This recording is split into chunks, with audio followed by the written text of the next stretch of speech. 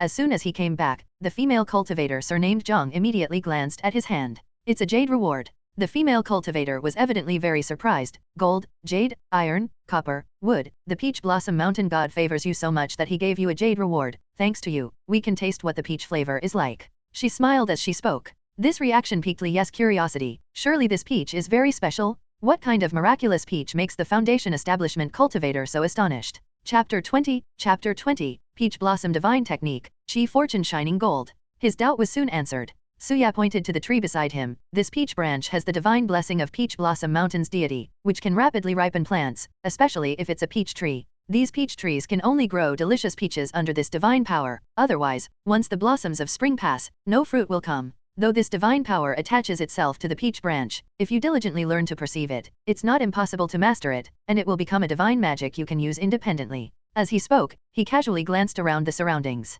This item was bestowed by our Four Seasons Sex Mountain God, and naturally, it can only belong to those favored by her esteemed presence. Taking it without permission would not only fail to teach one the divine magic within, but could also bring misfortune. The Foundation Establishment cultivator wearing tight-fitting clothes who had remained silent then spoke up. Naturally, in the Huia marketplace, seizing others' opportunities at will is prohibited. Others chimed in agreement. Cultivator Joe urged, Taoist friendly, quickly cast the magic. We've never tasted peaches grown through the mountain god's divine power before. Since all present Taoist friends and elders are waiting, I shall then humbly display my skills. With these words, the previously tense atmosphere dissipated, and everyone looked at Li with anticipation as he held the peach branch and approached a moderately sized peach tree nearby. Jade-colored light gently swept accompanied by shimmering peach blossom hues. The vibrant peach blossoms suddenly fell, and large, white peaches with a hint of red quickly matured. The fragrance of peaches immediately wafted over. It was a scent more delicious and substantial than the scent of peach blossoms. Just smelling it made one's mouth water, eager to taste this scrumptious peach. Conveniently, there were 17 cultivators present, and exactly 17 peaches. Once fully ripened, the peaches were enveloped by an inexplicable breeze and landed in the hands of each cultivator. Unsurprisingly, the largest and reddest was in Li's hand. Next, there was no need for commentary. The cultivators enjoyed the delicious peaches, sweet juice with fragrant flesh. Although the increase in spiritual qi wasn't substantial, savoring this rare delicacy was already a great delight. After enjoying the peaches, Suya was the first to speak. Next, please draw lots, Taoist friends. Let's see who has the fortune to summon a spirit. He casually took out a lottery cylinder and allowed the cultivators to draw lots. Surprisingly, 4 chi refining cultivators ended up drawing a lot. Their expressions showed joy, evidently unexpected. Honestly, Li expected that several Foundation Establishment cultivators would succeed in drawing the lots next. He knew his chance to summon a spirit first was due to his perceived value to Suya. At this moment, Taoist friend Zhou sat beside Li, leaned closer, and said, these Taoist friends were mutually invited. All are loose cultivators from Huia. You need not feel like you are taking someone else's place. Originally Suya should have had a spot, which was given to you this time.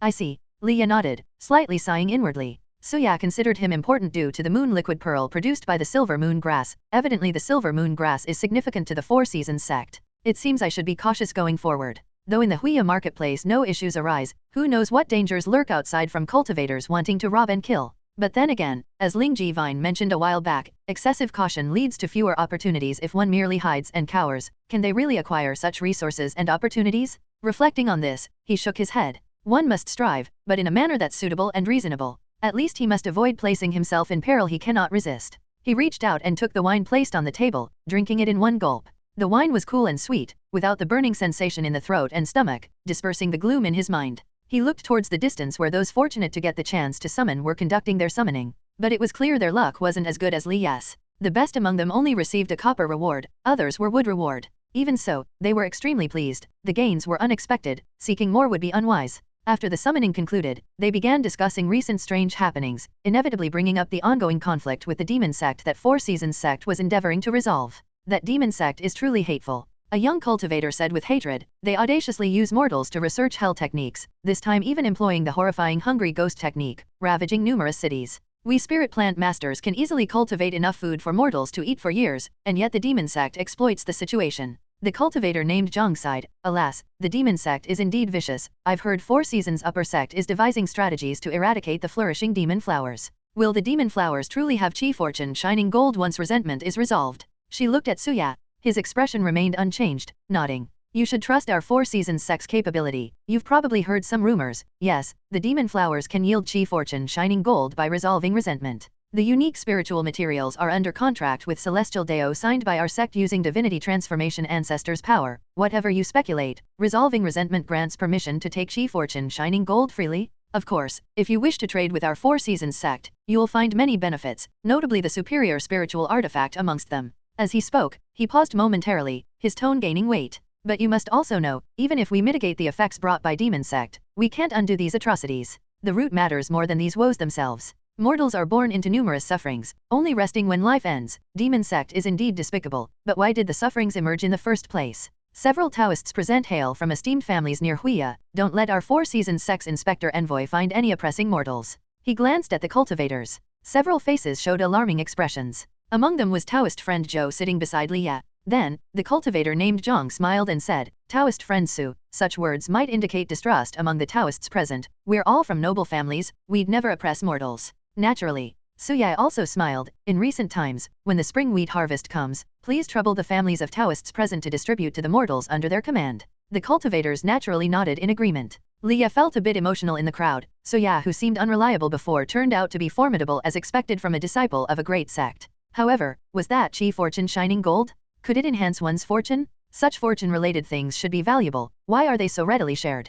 Chapter 21. Chapter 21. The Terrifying Locust Spirit Scroll. He was very puzzled, but the cultivators didn't mention this aspect next. Instead, they discussed each other's magic skills. There was Cloud Rain Technique, Earth Cultivation Technique, Earth Vein Spirit Summoning Technique. Even though there were only 3 Foundation Establishment cultivators, the rest were Chi Refining cultivators, but they knew quite a lot. The various magical arts opened Liya's eyes. Liya silently hid in the crowd, listening to their discussions and occasionally recording their insights, planning to archive it directly into the Jade Scroll and study it carefully after he establishes his foundation. Earlier, he had already stood out enough, so he'd better play it safe and quietly make a fortune now. Fortunately, no one came to cause trouble for him while he was hiding like this. After the discussion ended, the cultivators brought out their treasures for exchange. Suya and the other 2 Foundation Establishment cultivators respectively took out pills, ancient texts, and magical artifacts. Among them, the artifact from the Zhang-named female cultivator caught Liya's attention. It was an iron cast disc. When a spirit stone is placed in it, it automatically unfolds, with extending iron rods reaching into the ground, accurately delivering water and spiritual chi to the regions where the iron tubes extend, and can also control the flow of water and spiritual chi.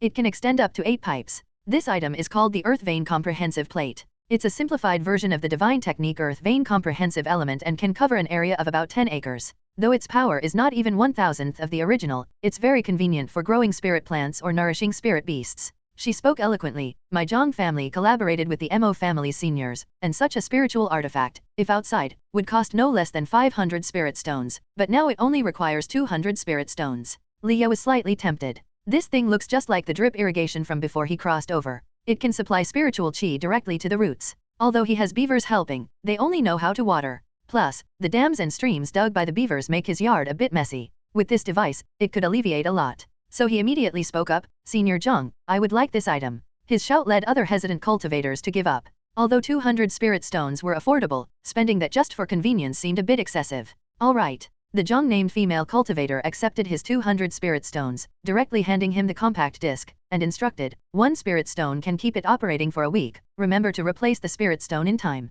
If it gets damaged, feel free to come to the Zhang family's artifact refining workshop to seek me out. Thank you, Senior. Liya nodded and accepted the disc, quietly retreating. He observed the items being sold by the cultivators, looking for anything useful. One glance, and he suddenly noticed a book placed in front of a cultivator. That book looked ordinary and slightly yellowed. But, it was a spirit beast? Name, Locust Spirit Scroll. Status, permanently dormant, cannot awaken without special forces. Mood, none. Can be bound, any spirit plant capable of providing spiritual chi to awaken it. Oh, a scroll transformed from a spirit beast? He suppressed the excitement in his heart and politely approached the cultivator, asking, it seems what you are selling are old books and records. What profound magic might they contain? The cultivator quickly shook his head. These are not profound magic texts. Inside are some folk tales and strange stories. My elder collected these things, really too much, so I wanted to trade some for spirit stones. If you find it interesting, feel free to browse. Each book is just 1 spirit stone. Liya pretended to be curious, casually flipped through 2 books, then naturally picked up the Locust Spirit Scroll and opened it. Unexpectedly, inside there were not only neat small seal script but also pictures. It seemed to be about a courtyard with a 1,000-year-old locust tree, naturally of the yin attribute spirit plant type, which over years had developed some strange events. Indeed, the story was quite interesting. I'll take this one and this one. Leah decisively pulled out 2 spirit stones and held the locust spirit scroll and another book in his hands. The book-selling cultivator was all smiles. His ancestors had collected too many strange tales, piled high as a mountain, and he was just sneaky enough to see if he could exchange some for spirit stones. Unexpectedly, someone was willing to exchange spirit stones for them. Excitedly, he didn't forget to try hooking this naive and generous Taoist friendly. I have more of these strange story books at home. If you like them, come find my bookstall in the east corner of the market a month from now. I'm sure you'll be satisfied with the stories. Leah nodded, sure. He also looked forward to this book-selling Taoist friend giving him some surprises. Both parties were very pleased with this transaction. After purchasing a magical artifact and 2 books, Leah couldn't find anything else he wanted, so he relaxed and enjoyed fresh fruits, pastries, and wines.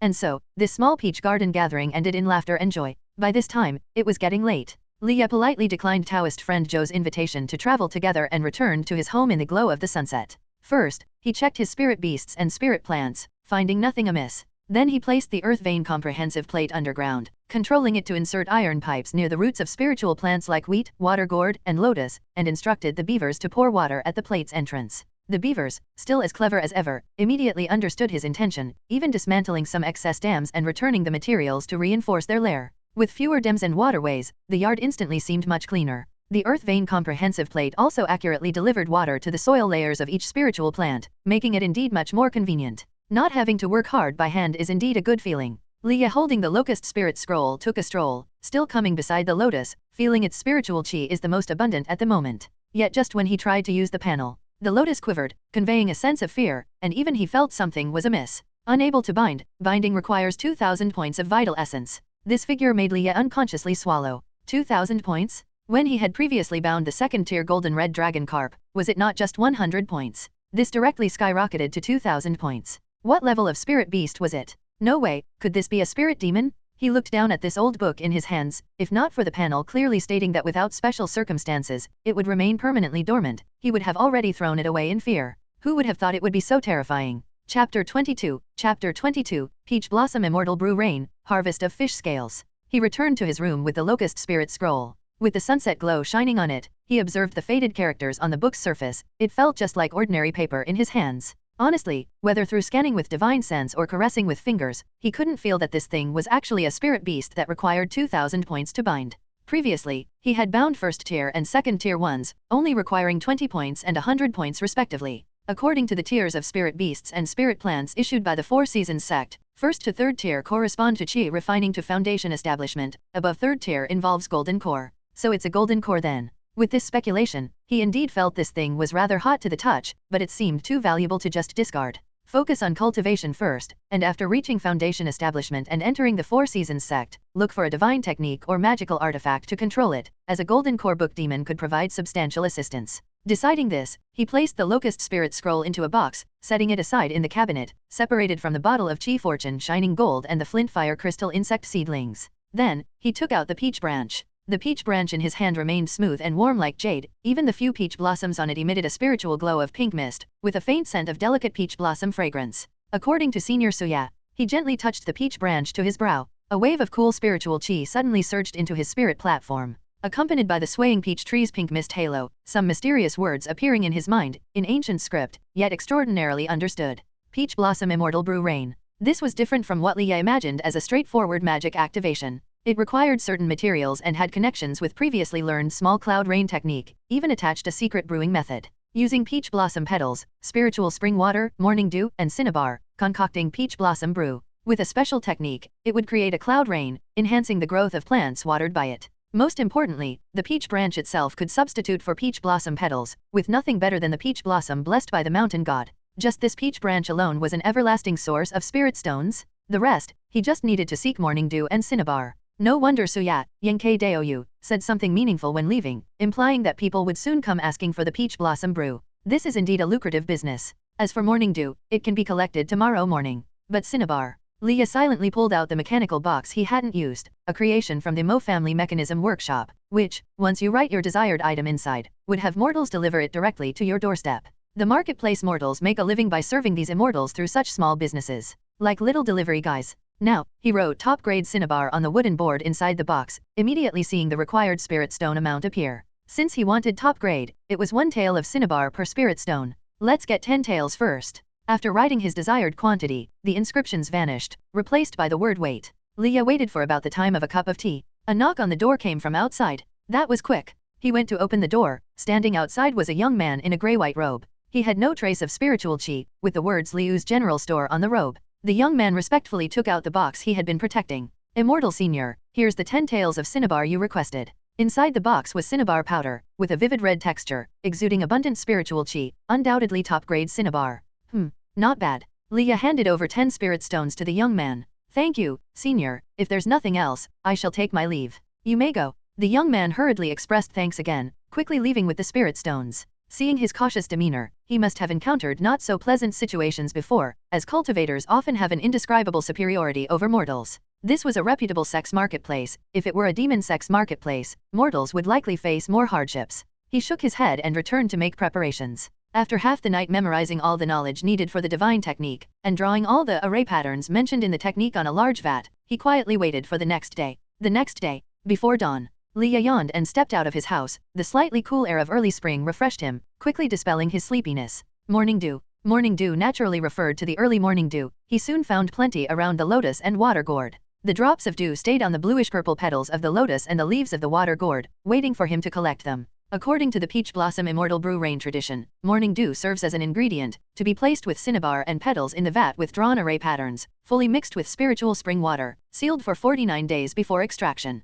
The quantity depends on peach blossom petal quality, morning dew, and cinnabar amounts, but Leah had no worries about peach blossom petals, naturally able to fill a vat with 50 pounds. In the following days, he collected morning dew in preparation for brewing, and by about the 6th day, he suddenly noticed something strange happening with the gourd of the spirit water phoenix eye lotus. The original water gourd was smooth and green, but now its surface was covered in dense cracks, with gold-red bloodlight flowing through them. Squinting, he jumped into the pool. Splash! Water instantly rippled, and the golden-red dragon carps hiding beneath the water gourd swam out, their heads increasingly gold-red. Even the small protrusions grew somewhat. Leah was thoughtful, slowly parting the pool water covered by the spirit water phoenix eye lotus, revealing at its roots about 20-some scales scattered at the pool bottom. The scales were as crystalline as gold-red jewels, shining brightly in the morning light. A scale drops every 7 days. Yet now there are fully over 20 scales. Isn't it possible that you little fellows recklessly bumped the gourd, causing more to drop? The fish swimming in the distance were still cheerful, full of spiritual chi, showing no signs of injury or spiritual chi depletion, even more lively than when purchased. Since they were fine, Leah could only collect all the scales, considering whether to attempt picking the blood-red crack-covered gourd when leaving. Yet the spirit water phoenix eye lotus conveyed a not yet mature consciousness. Helpless, he let it be. So back he went to prepare the peach blossom brew, and maybe taste what these fish scales were all about. Chapter 23, Hungry Bone Weathering, Soul Ascending to Heaven. Chapter 23, Hungry Bone Weathering, Soul Ascending to Heaven. The process of handling those dewy cinnabar went smoothly. After Leah mixed them evenly, he placed them at the bottom layer of the spiritual water in the big vat, then gently inserted the peach branch into it. Finally, he used water control technique to slowly infuse the spiritual water, which had been purified with spirit gathering technique, into the vat. As the flow of water gently entered, the peach branch miraculously began to grow with the water level. The array patterns drawn with cinnabar around the vat shimmered with subtle light. The peach branch slowly grew, eventually forming dense branches that completely covered the big vat. No need for Leah to put a lid on, it was directly sealed by itself. Furthermore, its original elegant fragrance completely vanished. It seemed that all spiritual power had converged inside the big vat. Truly magical. Just seeing this, it's no wonder the mountain god's jade reward makes so many envious. 49 days, huh. I'm really looking forward to it. He took a final look at the flour-filled big vat, then turned to deal with the fish scales, which could be directly consumed if lightly fried in oil. The taste was nothing special, just a crunchy sound like eating chips. After he finished eating, he licked his lips, feeling there seemed to be no obvious change. The spiritual chi inside was abundant and very pure. As for the other effect, anti-aging. He touched his face, shook his head, and continued with his work. Time passed as he meditated daily, read ancient books, and tended to his spirit beast and spirit plant, calmly and leisurely, watching the sunrise and sunset, and the beavers laboring diligently, quite an enjoyable sight. Half a month later, while he was sleeping, a viewing mirror hung nearby suddenly flashed with an uncontrollable golden light. Leah woke up instantly and looked towards the mirror, seeing some changes in the beaver nest inside. The flowers blooming on the hungry bone, originally buried under a pile of food, began transforming from a sinister purplish red to golden at the edges, with droplets of liquid falling to the ground. Chi fortune shining gold. So much. Leah was dumbfounded, but even more astonishing events followed. As the flowers transformed to gold at the edges, the supporting eerie white bones began to decay visibly, wisps of milky white light emerged. It was actually a human shadow. Thanks to the viewing mirror's clarity, Leah could even see it was a young man with a delicate appearance, wearing worn coarse cloth. He seemed to glance at the beaver Weichuan, still sound asleep, and then suddenly shattered with the eerie white bones, vanishing in the small cave. The golden flowers also dripped the last drop of gold. Afterwards, all the light disappeared. The beaver's nest fell into complete darkness. Leah silently watched the beaver blink awake. The latter looked at the spot where it stacked its food, seemingly chirping a few times before being completely stunned. 4 Seasons Sect Shop. The spiritual mechanism vine, which was sleeping soaked in spiritual liquid, woke up, extending a vine to reveal a complex mechanism wall made of jade stone. On it, there was a jade plaque named Li Goer changing from deep black to milky white. Huh, isn't this the task given to that kid Leah? He actually completed it already. And he purified a soul filled with resentment chi. How did he manage that? He's only at chi refining. The spiritual mechanism vine could hardly believe it. It hesitated for a moment, then flexibly pressed a mechanism, causing a figure to slowly appear before it. It was a male cultivator in a white robe, handsome and refined. Ling, the cultivator said with a smile as gentle as jade, if it wasn't something important, you wouldn't wake me at midnight. What's going on with the hungry bone? Yes, the spiritual mechanism vine quickly replied. I handed one of the hungry bones to a loose cultivator named Leah, and in just half a month, he managed to completely purify it, not just burning it. This matter is significant, so I had to wake you at midnight. Oh, Leah was the one who completed the silver moon grass task excellently. He must have some hidden surprises. The cultivator paused in deep thought. Li Goer, age 15, unfortunately perished under the demon sex hellpath hungry ghost technique. This hellpath hungry ghost technique is a terrifying divine technique performed with famine widespread and cannibalism. According to the sex elders, to truly resolve this resentment chi, a pure-hearted person is needed for resolution. Do you think Leah is that pure-hearted person? The spiritual mechanism vine replied, the kid emits an aura that makes me feel comfortable and was even acknowledged by the flint fire crystal insect, but to say he's truly pure-hearted, he falls short. The worldly dust is filthy, how many can truly be pure-hearted? Exactly. The cultivator couldn't help but clap and laugh. This matter is wonderful, since you said he gained the spirit beast's gratitude. He must have used spirit beast to solve the matter, possessing beast taming dharma method or talent. Such an interesting person is exactly what our sect needs. Moreover, a pure-hearted spirit beast willing to serve him indicates his nature can't be too bad. The spiritual mechanism vine chuckled, he, I've already given him the autumn harvest token. Didn't I do well? Ling is clever, the cultivator immediately praised. Then Leah will be an appointed disciple of our sect. You will manage him in the Huya marketplace and give him more hungry bones. If he can resolve all the resentment chi, I'll personally meet him when free. The sect leader keeps urging me to take disciples. I recall that Suya is in Huya marketplace. His sister always complains to me that spirit plant masters aren't willing to associate with her brother. Isn't this a perfect match? Send Suya to make friends with Leah, explain sect affairs to him, for a senior brother should guide a newly joined junior, benefiting him greatly. Also, check for me what kind of spirit beast it is. If it has Buddhist nature, it might be cultivated. Give Leah the item I entrusted to you. Disciple accepts the order. As the spiritual mechanism vine formed its vine into a fist-clasped shape, the cultivator's figure faded away, and the surrounding jade plates swiftly shrank, becoming a palm-sized jade disc resting quietly on the table. It no longer slept, since it was already late at night. It decided to wait for daylight to arrive. Leah should come to complete the task, and it could grant him more hungry bones. However, what the spiritual mechanism vine didn't anticipate was waiting from night till day and then from day to the next, time passing day after day until a week later, Leah finally arrived. Upon seeing Leah's noticeably paler handsome face, it didn't quite know what to say. It even felt slightly resentful. Chapter 24, Beaver Learning the Dharma. Leah's expression was slightly fatigued. It wasn't just because he wanted to hide the irregular speed of completing the task, but also because of comforting the Weichuan beaver. He hadn't expected that after Hungry Bone weathered away, the beaver would be so distressed, not eating or drinking for the first few days, not even doing its favorite activity of hoarding food. The weathering of Hungry Bone was a huge blow to it. Symbiosis and coexistence, for the beaver, it's like a friend completely disappearing and departing. Perhaps the emotions of this spirit beast are much more sincere than those of the human race? He patiently comforted it, until today finally allowing it to slightly step out of the shadow of Hungry Bone's sudden weathering, and indeed felt somewhat puzzled, wanting to ask Senior Tang Lingji for answers. So after a brief pleasantry, he went straight to the point. Senior, is there a human soul inside Hungry Bone? Ling Jitang had been waiting for Leah for a few days and was somewhat annoyed, but seeing Leah's fatigued expression today, it suddenly moved its heart. Indeed, it replied, each hungry bone is transformed from the souls of mortals. It is the 4 Seasons sex divinity transformation ancestor using great power along with the sex treasure, saving them from eternally falling into the suffering of the hungry ghost path. I already guessed you probably used beast taming skills to wash away the hunger's tribulation from the souls within Hungry Bone, dissolving their heart's knot, finally weathering and transitioning to the next life. Your spirit beast. Sigh, indeed suffered. I guess, is it the Weichuan beaver? As part of the spirit plant, Ling Jitang's longevity is far more enduring than ordinary cultivators. For it, if its master fails to ascend thoroughly upwards, eventually, someday, it would also face the agony of parting. Leah sighed softly. Things turned out just as he had thought. You guessed correctly, senior. Forgive the junior. He actually planned to refuse this task. He indeed felt compassion for the beaver, and its original delight in sharing food had astonishingly vanished. The Weichuan beaver inherently loves hoarding and sharing food, but unexpectedly like this, evidently, it was severely hurt. But Ling Jitang interrupted him. I know of your heart to protect them, but don't be in a hurry. Listen, that Weichuan beaver is nurtured by a sect ancestor, though small, but very wise. A Buddhist sect master once said that though they hoard wealth, they're happy to share, though hoarding food, they're pleased with charity. So I wish to point you to a future cultivation path for it. What do you think? Leah couldn't help but understand. The beaver surprisingly needs the Buddhist sect's cultivation path, yet Four Seasons sect shouldn't be purely Taoist sect. How is there a Buddhist method involved? His confusion was seen by Ling Jitang. The latter explained, our Four Seasons sect is considered extensive, with many cultivators, also many spirit beasts and spirit plants in the sect. The paths naturally are numerous, besides being a Taoist disciple, why not take a Buddhist spirit beast?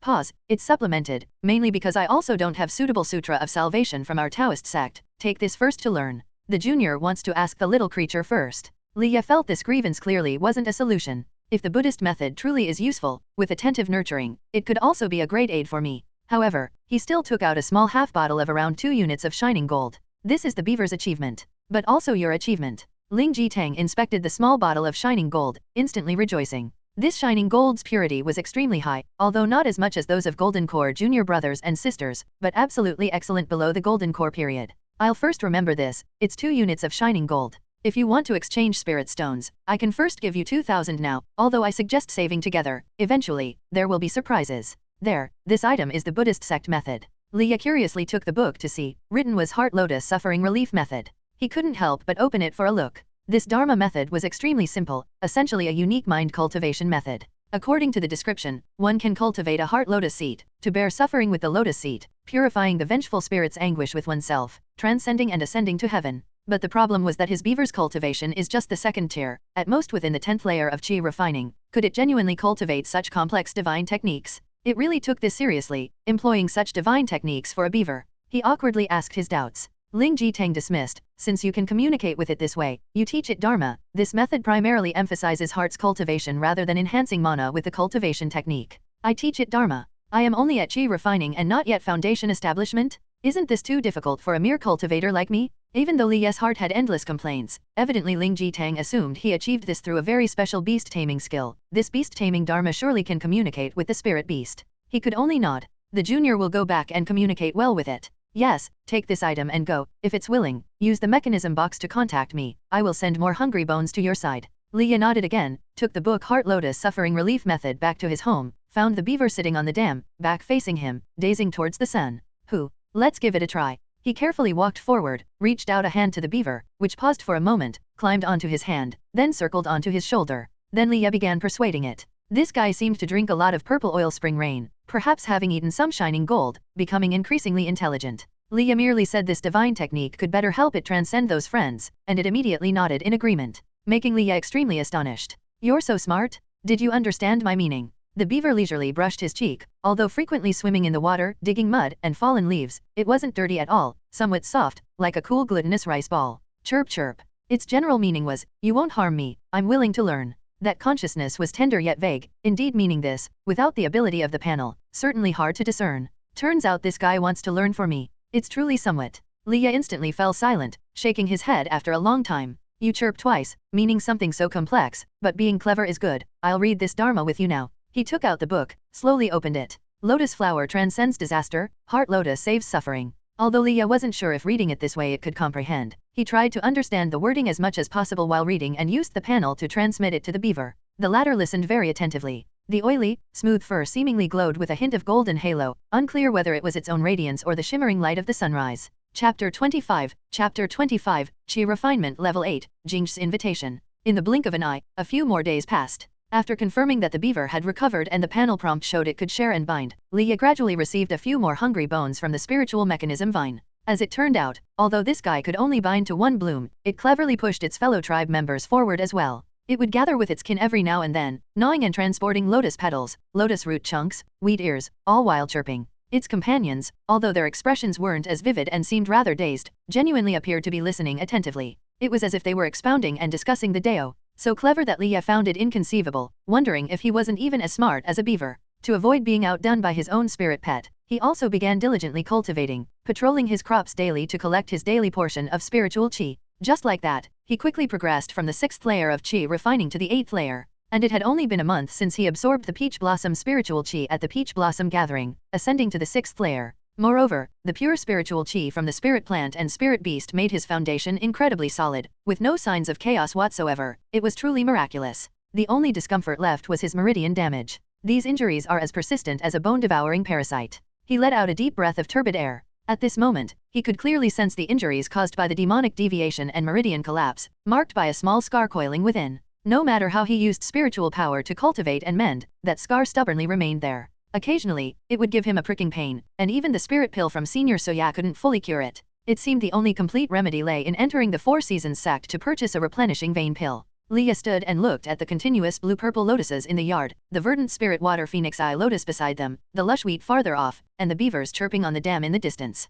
A small courtyard full of vitality, and abundant in spiritual qi. Senior Spiritual Mechanism Vine said it's best to have the spiritual power of gold, wood, water, fire, and earth 5 elements spirit beasts or spirit plants when establishing foundation at the 10th layer of qi refining. I now have. He lowered his head to look at his palm. A wisp of golden red flame first ignited at his fingertips. Then a cluster of hazy moisture gathered. Finally, a glimmer of peach blossom radiance flickered in and out. He casually dispersed the spiritual qi. The wood, water, and fire attributes' spiritual power had already entered his body, only gold and earth were missing. Looks like it's time to accept the invitation. A few days ago, when the spiritual mechanism Vine sent a new batch of hungry bones, it also brought an invitation from Soya. It mentioned Jingj approaching and invited him to see a spectacle at the Zhou family's spring thunder wheat fields. He gladly accepted, of course. The next day, Taoist friend Zhou personally came by to extend the invitation again. It was then he finally learned Taoist friend Zhou's real name, Zhou Kayamai. This name, Leah couldn't help but chuckle a bit. No wonder Taoist friend Zhou was initially reluctant to reveal his name. It was somewhat rustic, yet had an earthy charm.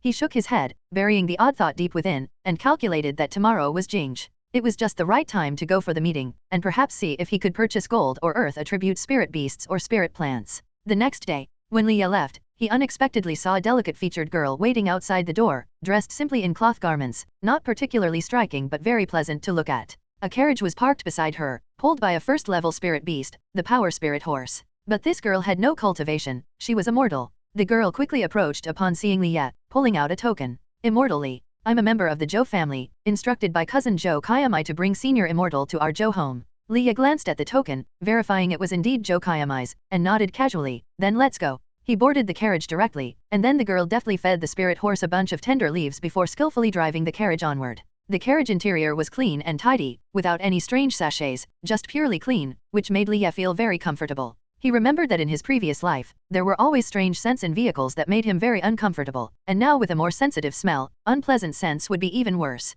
It's quite nice. Leah leaned against the window, gazing at the swiftly retreating scenery. With his current eyesight, he could see everything clearly. Although the carriage was fast, it hardly jostled around. Leaving Huiya Marketplace. The original him had come from outside. Yet it was his first time leaving the marketplace, which was within Four Seasons sect's sphere of influence, surrounded not by sects but family clans. These families provided various supplies to the Four Seasons sect, as well as talented cultivators, while the sect granted them different dharma methods and various magical medicine. With this in mind, he lifted the curtain and asked the girl driving outside, how many 2-hour periods will it take? Oh, it'll only take half a 2-hour period. A half 2-hour period was an hour. With the horse's speed, an hour could cover more than 100 miles. The Zhou family's distance from Huiya Marketplace was indeed quite far. After receiving an answer, he made a slight sound, closed his eyes to rest in the carriage, and recalled the various spells he'd learned during this time. Half a 2-hour period passed swiftly. As Leah sensed the carriage stop and opened his eyes, he saw that the sky was already overcast. The sun, which should have been high in the heavenly dome, was obscured, silver snakes swimming among the dark clouds, with tempestuous winds. Yet, most amazingly, the farther sky was clear, seeming to possess such conditions only in this area. Could this be the spectacle that Senior Suya spoke of? He dismounted the carriage, unsurprisingly greeted by a smiling Taoist friend Zhou Kayamai, who nodded at the girl driving the carriage, and then the carriage was driven away. Then Zhou Kayamai took Leah by the arm. Daoist friend, this is our Zhou family's spring thunder wheat field, upon which we rely every year. He gestured to the distance. There lay an expansive field of wheat. Tall as small trees, with a bluish sheen on their surfaces, the wheat stood proudly under the somewhat overcast sky, seemingly awaiting the scrutiny of heavenly thunder. A rough glance showed several hundred acres of this wheat field. If spring thunder wheat required the blast of spring thunder for harvest, such a scene of hundreds of acres receiving heavenly thunder was indeed not lesser than a celestial tribulation. What was most important was how did the Zhou family ensure that there would definitely be heavenly thunder aiding in the harvest.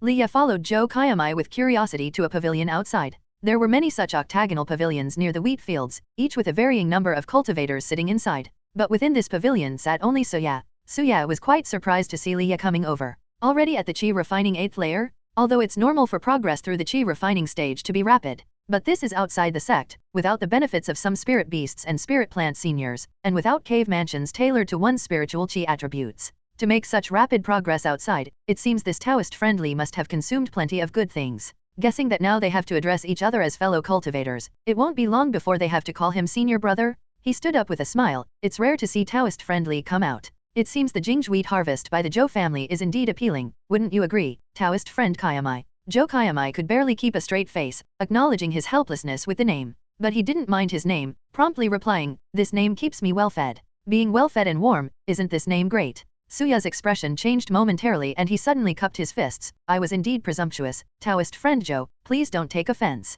Zhou Kaiyamai didn't expect Suya to apologize so solemnly and was somewhat at a loss, while Leah chimed in to change the subject. Taoist friend Zhou, your name is excellent. However, being new here, I'm curious about how the Jingzhi wheat harvest works. Could you enlighten me? With the change of topic, Zhou Kaiyamai breathed a sigh of relief and explained. This is thanks to the blessings of the Four Seasons sect. Within the sect, there's a heavenly sound thunder leaf bestowed with divine position. It is during this very moment each year that this esteemed one performs divine techniques for families who plant spring thunder wheat. When the thunder rolls in a while, all 500 acres of spring thunder wheat will mature at once, and the wheat powder released will obscure the sky. There might even be some elves or wheat pills hidden within, and getting those depends on one's skills. Upon hearing this, Leah suddenly understood. So it's with the help of the divine power from the Four Seasons sect. Previously, at the Peach Garden gathering, he learned of a Peach Blossom Mountain god. How many gods does the Four Seasons sect have? He was indeed curious. Moreover, such curiosity is reasonable, so he inquired. I meant to ask Taoist friend so last time, what exactly is this god? Suya took a sip of tea, a touch of pride on his face. Our Four Seasons sect has nurtured many spirit beasts and spirit plants, and even divine beasts' descendants. Some seniors have harnessed their innate divine techniques to an extraordinary degree and have been bestowed titles. They can display godlike powers within our sect's domain. The heavenly sound thunder leaf is indeed the celestial sound thunder god. To wield power like a god, Leah was truly in awe. One could only imagine the dedication and cost required to cultivate a plant or entity that could be titled as a god. He opened his mouth to speak, but suddenly, from the sky came the rolling thunder, echoing for miles. Before the thunder arrived, purple lightning had already fallen like torrential rain. The flowing lightning traversed the wheat fields, incinerating some wheat that couldn't withstand its power. Yet some were energized by the lightning, their large ears of wheat bursting open one by one. Boom, boom, boom. The light blue wheat powder fog, formed amidst the lightning and gale, surged toward all directions. The scene was truly spectacular, as if fog rolled in to engulf the sky and darken the day, with all around like a misty tide of flower. The moment has arrived. Suya eagerly stood up.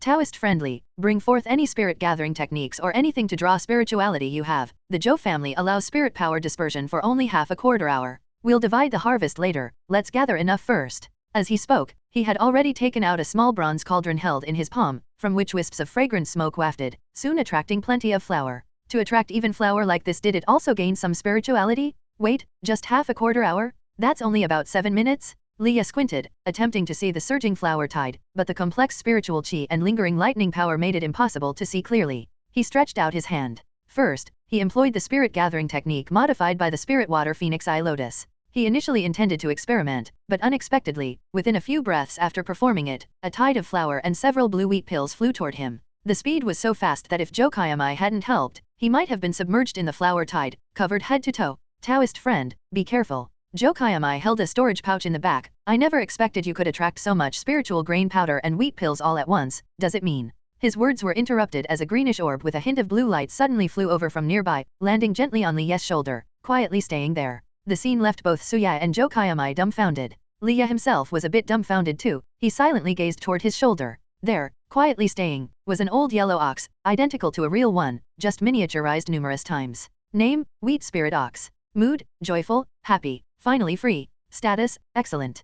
Can bind any type of wheat spirit plant. Life births essence, nature nurtures spirit, lightning fosters growth. Only with these three working together can a few wheat spirits be birthed among the hundreds of acres of wheat fields. Suya remarked with envy, your luck truly is remarkable, Taoist friend. If you cultivate this wheat spirit well, you'll likely find ease and comfort in growing any wheat in the future. I'm genuinely envious of you. Yet Leah felt a bit bitter inside. Out of hundreds of acres, only a few were born, and he found one. Surely he wouldn't be besieged by other cultivators? Moreover, what would be the Zhou family's stance? At his side, Zhou Kaiyamai spoke, no need to worry. Now with the thunder god's lightning and the spiritual chi explosion from 100 acres of wheat field, there is bound not to be any discovery. Besides, since my Zhou family invited everyone here, we wouldn't regret the loss. However, Taoist friendly, if it pleases you, after you establish your foundation, I hope you might serve as an honored guest elder at my Zhou family. The wheat spirit may be a token of our Zhou family's sincerity in inviting you, with offerings along with the position. His words were resolute. Not to mention that there are 4 seasoned sex cultivators here. Even if it were merely a loose cultivator, the Zhou family would act the same.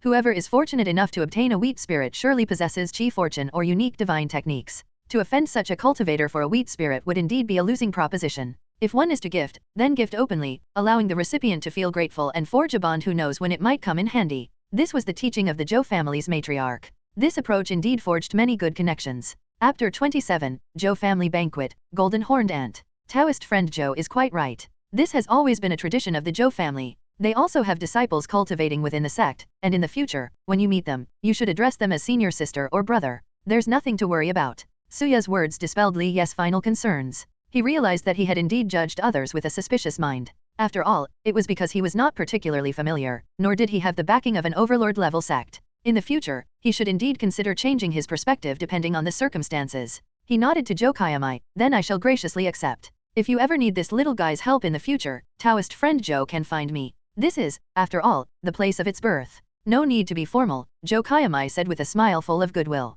You two shouldn't just stand there. There's still some time, go and collect some more quickly. Leah and Suya exchanged a smile and continued to cast their respective magic to collect the scattered spiritual grain powder and the occasional wheat pill. Interestingly enough, Suya also found a beetle-like wheat spirit in the end. Seeing Suya capture the wheat spirit, Leah quietly stopped using his peach blossom divine power. Feigning surprise, he congratulated, Taoist friend Su has quite the fortune, just like me. Suya had actually noticed Leah quietly using his divine technique earlier. He didn't bring it up, but just smiled, it seems your chi fortune has blessed me as well. Together, we've gathered thousands of pounds of grain powder and 100 wheat pills. It's truly quite the harvest. Haha, you're too kind, my friend. And with that, the two of them burst into laughter. Zhou Kaiyamai was also pleased, knowing that with such luck and divine techniques, the elder would surely reward them with treasures. As for the wheat pills and grain powder, he had grown up in the wheat fields of the Zhou family, he wouldn't go hungry. After half a cup of tea's time, a golden ring twirled down from the heavenly dome, splitting into countless golden shadows. It encompassed the entire wheat field, capturing and absorbing all the grain powder, wheat pills, and any spirits that hadn't escaped. Soon after, dense drumming sounds echoed from unknown places, accompanied by the spirited voice of an elderly woman. Thank you, Lord Thunder God, for your grace. The rest are offerings for the thunder fire ritual. As her words fell, thunderous roars rolled from the heavenly dome. Leah, having just split the spoils with Suya, obtaining 1,000 pounds of flour and 52 wheat pills, while tucking the wheat spirit into his clothes, witnessed such a scene. A purple thunderbolt struck the ground. Immediately, thunder fire blazed forth. The hundreds of acres of wheat fields, which had just been under the cover of lightning, were now filled again with thunder fire, the wheat burning to ashes, releasing an aromatic scent. Compared to the divine power of the thunder, the blaze carried with it an inexplicable aura of desolation and ritual sacrifice. Leah stood in the pavilion, a mere step away from the thunder fire, yet felt no searing heat, but rather a warm breeze with the fragrant aroma of roasted wheat. He could even see some small creatures like field mice scampering in the fields, unaffected by the thunder fire, savoring the uncollected wheat spikes and ashes. Oh, what spirit beasts are these field mice, Taoist friend Zhou? Zhou Kaiyamai glanced over and replied, these creatures have lived within these wheat fields for generations. Even we disciples must address them as elder mouse when we meet them. They collect dead branches and leaves, and deal with pests. In our Zhou family, they are beneficial beasts. They naturally won't be harmed. Let's go, fellow Taoists. Next, our Zhou family will prepare delicacies related to wheat for your enjoyment, and all the visiting Taoists and seniors will have items to exchange. He opened the door at the back of the pavilion. Beyond it lay a serene corridor over a lake, with thousands of lotus blooms and golden red dragon carp swimming around. Just a door away, on one side were hundreds of acres of spiritual grain fields, and on the other, such an exquisite scenery. Truly intriguing. Then let's proceed. Suya walked ahead, with Leah and Zhou Kaiyamai following behind, quickly reaching the Zhou family's 100-grain feast venue. A series of maids, all with graceful figures and appearances, brought a stream of wheat-made delicacies. There were buns, steamed rolls, and exquisite pastries, with noodles and pancakes in abundance, even drinks made from wheat juice. While not seemingly as lavish as some banquets, it was truly substantial. Each large steamed roll was twice the size of his fist. Stale food was promptly removed. According to Jokayamai, the leftover food would be distributed to the mortals under their command, for goods made from spiritual grain were highly beneficial to them. Upon arriving, Suya and Jokayamai temporarily parted from Liya, as they had their matters to attend to, and Liya genuinely wanted to see if he could trade for any spirit beasts. The situation was rather amusing. On one hand, cultivators were eating, while on the other, some cultivators were setting up stalls. It was quite interesting, though the number of invitees was only a few hundred. Liya wandered around, tasting the buns and other foods they made. The flavors were surprisingly good, and after eating 3 large buns and drinking some water, he noticed a stall with items for sale. There were ants on display. No, to be precise, it was an anthill, made of metal, with countless golden ants busily working with golden horns on their heads, looking quite eye-catching. Name, golden horned ant. Status, busy. Mood, busy. Bindable, can be assisted by any spirit plant capable of gathering metals. Liya blinked and swallowed the last bite of the sweet and chewy bun, stepping forward. He inquired, "What spiritual insect is this, Taoist friend? What can you tell me about it?" They look quite charming with their golden hue. The seller of the spirit ants was a female cultivator. She had just swallowed a mouthful of firm noodles, apologetically saying, "I'm a bit hungry, please don't mind me, Taoist friend." "Not at all," Liya replied politely, for it was rare to see a cultivator eating noodles so unreservedly. The female cultivator wiped her mouth and introduced, "These spirit ants are called golden horned ants, second-tier spiritual insects. Should you want them, you must also take the ant hill with you. The price is 1,000 spirit stones, and there's an ant queen inside, which can continually produce new spirit ants. As for their function, they can collect and purify certain metal spiritual materials. The more and precious metal spiritual materials they have, the more they can shed and evolve. However, you seem amicable, and if you have no spirit ore near your cave mansion, keeping them might be troublesome, as you must constantly prepare enough metal spiritual materials for them to consume." She deftly explained the pros and cons, waiting for Liya's response. Chapter 28. Chapter 28. Disassembled Spirit Vein Willow. Do you need ore materials? That is indeed a troublesome matter. Then if I want to nurture these golden horned ants, how much metal ore is needed per day, and how much is appropriate? He asked. The female cultivator shook her head. If you sincerely want to buy, then I'll explain more clearly. If these creatures only needed maintaining to refine ores, I wouldn't have put them up for sale. They just like to dig downward. If the ore is placed beside them, they won't even look at it. I often need to dig, burying some spiritual materials inside, and then watch them carry each piece out. If not for this, I wouldn't want to sell them. This Taoist friend is quite honest, you have to hand it to them. You can tell by looking that the Taoist robe this female cultivator is wearing can't hide her balanced figure. Stronger than those slender female cultivators, she looks more like a female hero from the martial world than a cultivator. Do they only like ore buried in the ground? Yes. Alright, I'll buy it. Here are 1,000 spirit stones, count them, Taoist friend. Liya casually handed over 1,000 spirit stones. To be honest, this thing is truly a bit of a hassle, but luckily he still has the Weichuan beaver to help. Those little guys are also good at digging, so at worst, he can ask them to bury some spiritual materials in the soil. It's somewhat redundant, but he's not the one doing the hard work. You're quite straightforward, Taoist friend. Seeing the burden finally lifted off, the female cultivator smiled broadly, placing the ant nest into a box while taking out a jade scroll to hand to Liya. This contains my experiences on what spiritual materials the golden horned ants like to eat. You must be careful about them escaping. You need to use some special spiritual liquid to define their range. Clearly, she still has quite a fondness for these spirit ants, chatting incessantly, making Liya feel curious. Taoist friend, you must really like them, so why put them up for sale? The female cultivator sighed. Ugh, it's because I have too many, and every day just burying spiritual materials for them takes up a lot of time. Moreover, my energy is limited, it's impossible to look after so many, so better to focus on a few nests.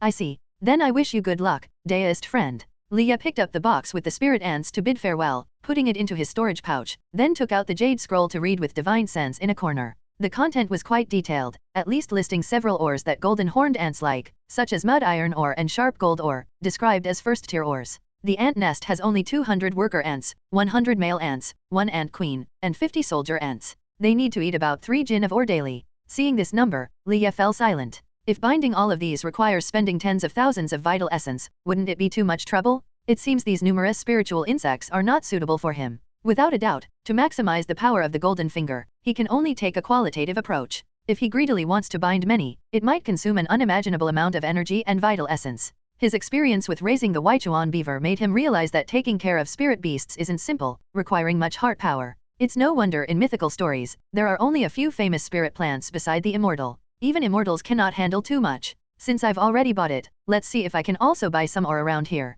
He stood up and continued exploring. At the Zhou family's banquet, not many were invited, but everyone had some connection to the Zhou family, and cultivators might recognize each other, plus, there was plenty of food. Therefore, the whole venue felt somewhat peculiar at times. Liet, upon turning a corner, might see two cultivators eating while chatting, with a stall possibly set nearby selling goods. In such situations, he would smile amicably, and then continue to look for what he needed. After about a 2-hour effort, he bought 100 jin of sharp gold ore, which are just basic first-tier spiritual materials, needed for crafting things like flying swords. Flying swords are standard equipment for cultivators. Liye already has a first-tier magic sword in his storage pouch. During this time, he came across some earth attribute spirit beasts or spirit plants, but none were satisfactory, and he didn't find any that could be bound. Later, he almost gave up hope of finding earth attribute spirit plants and spirit beasts. But while roaming, he unexpectedly discovered a small island hidden among lotus flowers. This island had only a few scattered stalls, one of which was run by the middle-aged male cultivator who previously sold golden red dragon carp. What a coincidence, it's you again, deist friend. What are you selling today? Liye approached, greeted, and then looked at the stall. The stall had some odd-looking roots and half-wilted flowers and grass scattered around. But it all looked like stuff you couldn't sell, haphazardly gathered for a mega sale. Third Uncle Joe sat behind the stall, engrossed in an ancient book, barely glanced up when a buyer came. I don't know if these are good or bad, take them for 100 spirit stones each if you want them. 100 spirit stones. The golden red dragon carp you sold me the other day was 80 spirit stones each, and these, they cost 100 spirit stones. He is quite good at making money, and since arriving here, he made a lot of spirit stones, but that doesn't mean he will accept such high prices. Even with a golden finger cheat, he can't just be a fool who pays anything asked. Haggling is necessary? But Third Uncle Joe shook his head immediately. These items are all brought from Huya Grotto Heaven. I need to sell them for spending money. If you want, 300 spirit stones for 5 pieces, 500 spirit stones for 8. Liye felt speechless all of a sudden. Third Uncle Joe is really cunning, using such pricing strategies, so if you pay 500 spirit stones, you can take 8. Although calculating carefully, 500 turns out to be more expensive per piece than 300, he's clearly trying to make you buy more. At first glance, it seemed like something, after all. A true merchant? But Liye indeed felt curious. He pretended, using divine sense to observe these odd spirit plants, trying to judge through spiritual chi. Yet the result was that all these spirit plants were weak in spiritual chi, even entirely identical. No wonder, without divine sense estimating through spiritual chi, Third Uncle Joe priced them at 100 per piece, relying on pure luck. If so, don't blame me for cheating. Liye began scanning through the panel, and a storm of waves immediately surged in his heart. These different spirit plants were actually parts of the same spirit plant. Name, Spirit Vein Willow Leaf. Status, disassembled, dormant. Mood, none. Bindable, once fully pieced together, it can bind with any spirit beast that loves spiritual ore veins or spirit veins. So many, in various sizes, all parts of the spirit vein willow. What tier of spirit plant is this? Chapter 29, Chapter 29, The Price of Peach Blossom Wine and the Willow Puzzle. This arrangement of more than 30 pieces of living spirit plants, capable of being pieced together, showcases an incredibly frightening vitality. He pondered over this in his mind, examining each spirit plant to confirm that every part of the spirit vein willow was present. However, the problem was, there were over 30 plants, and buying them all at once would cost a substantial number of spirit stones. Moreover, buying everything in one go could easily make him appear to be a foolish spendthrift. If word got out, it would be troublesome, especially since he was about to leave the Zhou family. Who knew if someone might attempt to rob him? Therefore, he glanced at Third Uncle Joe's empty gourd and his expression of fondness for alcohol. Suddenly, he recalled hearing from Joe Kayamai that Third Uncle Joe considered wine as essential as life itself but disliked farming, so he didn't have many spirit stones. Coupled with his earlier miserly behavior, Liye immediately had an idea. It seemed he needed to perform a little act. With this in mind, he pretended to sigh with frustration and prepared to stand up, not a trace of spiritual chi, and difficult to ascertain their origins. The price is exorbitant, it seems I am powerless. As he walked away, he thought that if Third Uncle Joe remained indifferent, he would have to rely on Joe Kayamai later to see if he could purchase these, or simply find a cultivator to help him. Hey, don't go, I can lower the price. Third Uncle Joe's previously calm expression couldn't hold anymore, and he hurried to stop him. Even though these items were brought from the Huya Grotto Heaven, a few Foundation establishment cultivators casually discarded them. At that time, he was just in chi refining and thought they were treasures, so he ran off with them, only to let them sit untouched for years. The last time he went to catch a golden red dragon carp, the old lady had already given him a whack with her cane. Seeing that the wine was about to run out and his pockets were empty of spirit stones, even if Liye was trying to haggle, he had no choice but to accept. However, just as he mentioned lowering the price, Liye decisively walked away. Hey. He was dumbfounded and didn't care about the laughter from a few of his brothers nearby, quickly following up. My friend. Third Uncle Joe awkwardly smiled and stopped Liye, whose expression darkened. Senior, Are you trying to force a sale now? Just now you claimed 100 spirit stones with no haggling, and now you lower the price and stop me. Do you think I'm really a fool? His expression was displeased, but inside, he sighed in relief. As expected, Third Uncle Joe's fondness for wine outweighed his pride. That's not what I meant. Third Uncle Joe rubbed his hands. I find Taoist friend amiable, and since you previously bought my carp and are a friend of my nephew Kayamai, such fate is rare indeed. If Taoist friend is willing, take everything for 500, 600 spirit stones. He gritted his teeth and quoted a price. Li's expression slightly eased, but he still shook his head. 600 spirit stones for a pile of useless items is still too much. If these things were truly useful, Senior should have long gone to the Four Seasons sect to exchange them for spirit stones. Therefore, 300 spirit stones. Considering Taoist friend Joe Kayamai, I can send Senior a bottle of wine in a few days, a bottle of peach blossom wine. Peach blossom wine. Could it be the peach blossom wine from Huia Marketplace? Third Uncle Joe's face lit up with joy. Of course, that's great. After speaking, he felt sheepish. Then I'm indeed making a profit. The peach blossom wine of Mountain God's Jade reward costs at least 200 spirit stones a bottle. It's a fine item. 200 spirit stones? Considering in this world, a bottle of wine equal to 1 liter is equivalent to 2 pounds, my 50 pounds of wine should sell for 5,000 spirit stones. This is truly a path to wealth. Once sold out, I can continue brewing until the spring season ends, which should allow me to brew once more, totaling 10,000 spirit stones naturally. I'll keep some, not selling everything. Leah remembered this information, took out 300 spirit stones, and handed them over, then said, Alas, Senior has given me a bunch of possibly useless spirit plants. I need to go back and test them. The rest of the banquet I won't attend. Would you please convey this to Joe Taoist friend and me? Sure. Third Uncle Joe indeed needed to find Joe Kayamai and buy some wine. Leah stored those spirit plants in his storage pouch and left directly, on his way meeting Suya, whom he greeted. The latter knew that some cultivators didn't particularly enjoy such banquets, so he smiled and nodded. Later, when Leah reached the place he entered earlier, the mortal girl from the Joe family was already waiting there. She smiled at Leah. Is Senior returning now? Please board the carriage, I'll take Senior back to the marketplace.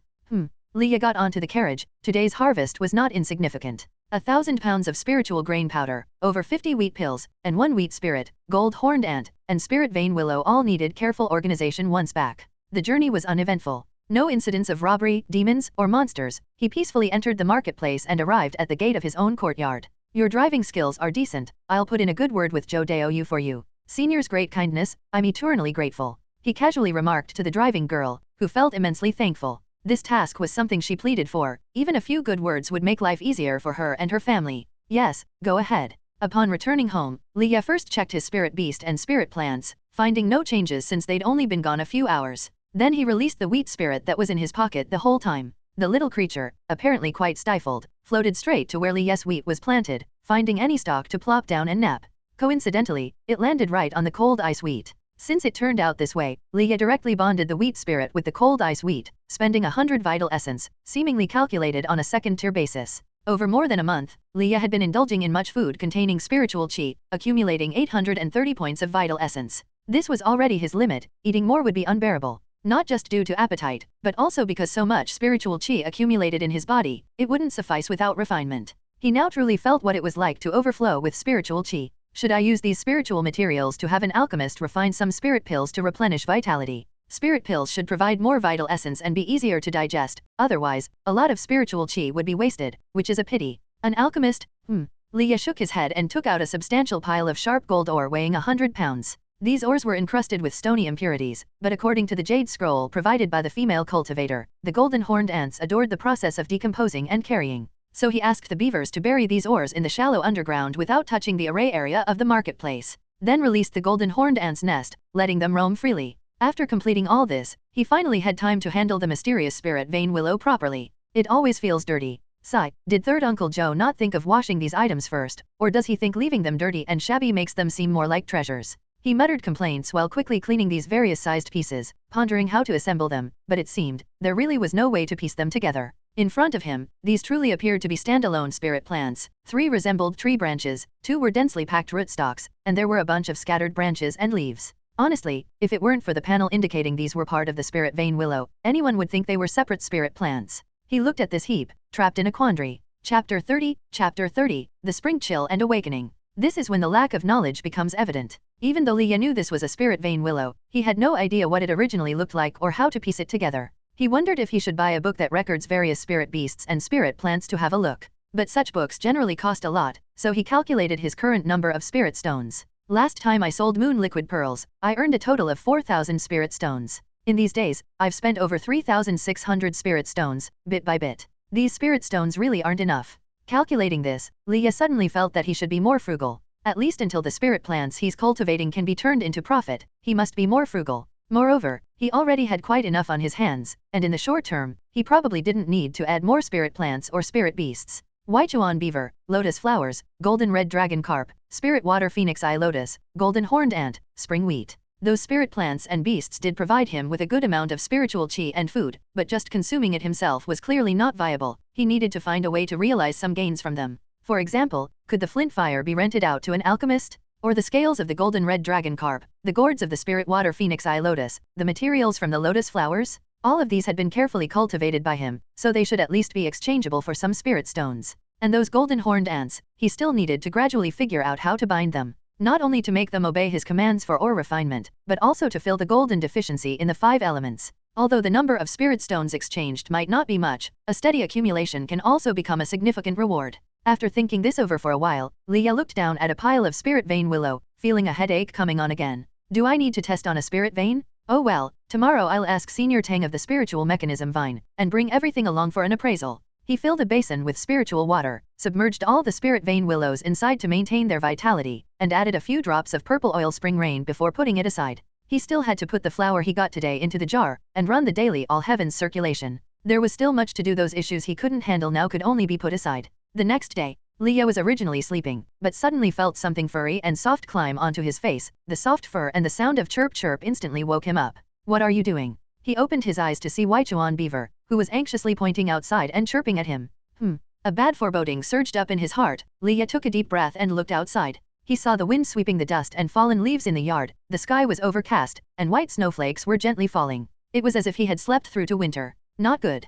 Cold spring snap. It really happened. He felt a bit annoyed, slapping his forehead, forgetting that from Jingzhi to Qingming, the cold spring snap could occur. For the crops, suddenly turning cold would be very troublesome. Leah immediately put on his clothes and went outside. However, when he looked at the wheat he was most worried about, he shockingly found that the 5 stalks of cold ice wheat planted at the center, along with the wheat spirit who was originally yellow but had turned pale blue, were cooperatively holding up a light curtain. The other approximately 1,000 plus stalks of spring wheat seemed to be drawn by the power of the wheat spirit, emitting wisps of spiritual chi. Through the conversion by the spring wheat bound to the 5 stalks of cold ice wheat at the center, the spiritual chi entered the light curtain. The swirling snowflakes were blocked by the light curtain, seemingly losing the cold spiritual power as they fell. The snowflakes piled up silently at the base of the wheat, covering it like a quilt. They seemed rather comfortable.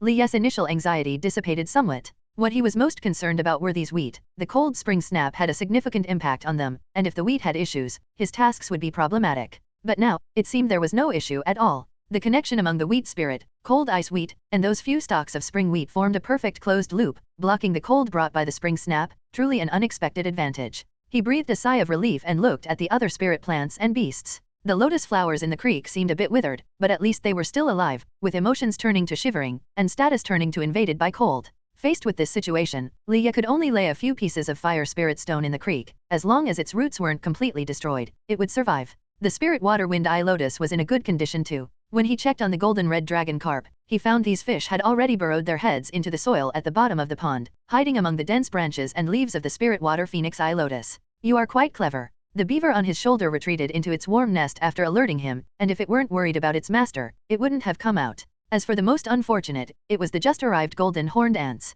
The nest of these little guys was made of metal, and they all shrank into the ant nest. Leah hurriedly moved them into the kitchen. Then, everything was fine. I originally thought it would take some effort, but it turned out to be so easy. He leaned against the doorpost, looked at the courtyard, and then at the suddenly falling snowflakes from the sky, muttering to himself. According to reason, the 4 Seasons sect should be able to predict this cold wave. Is it also part of the task?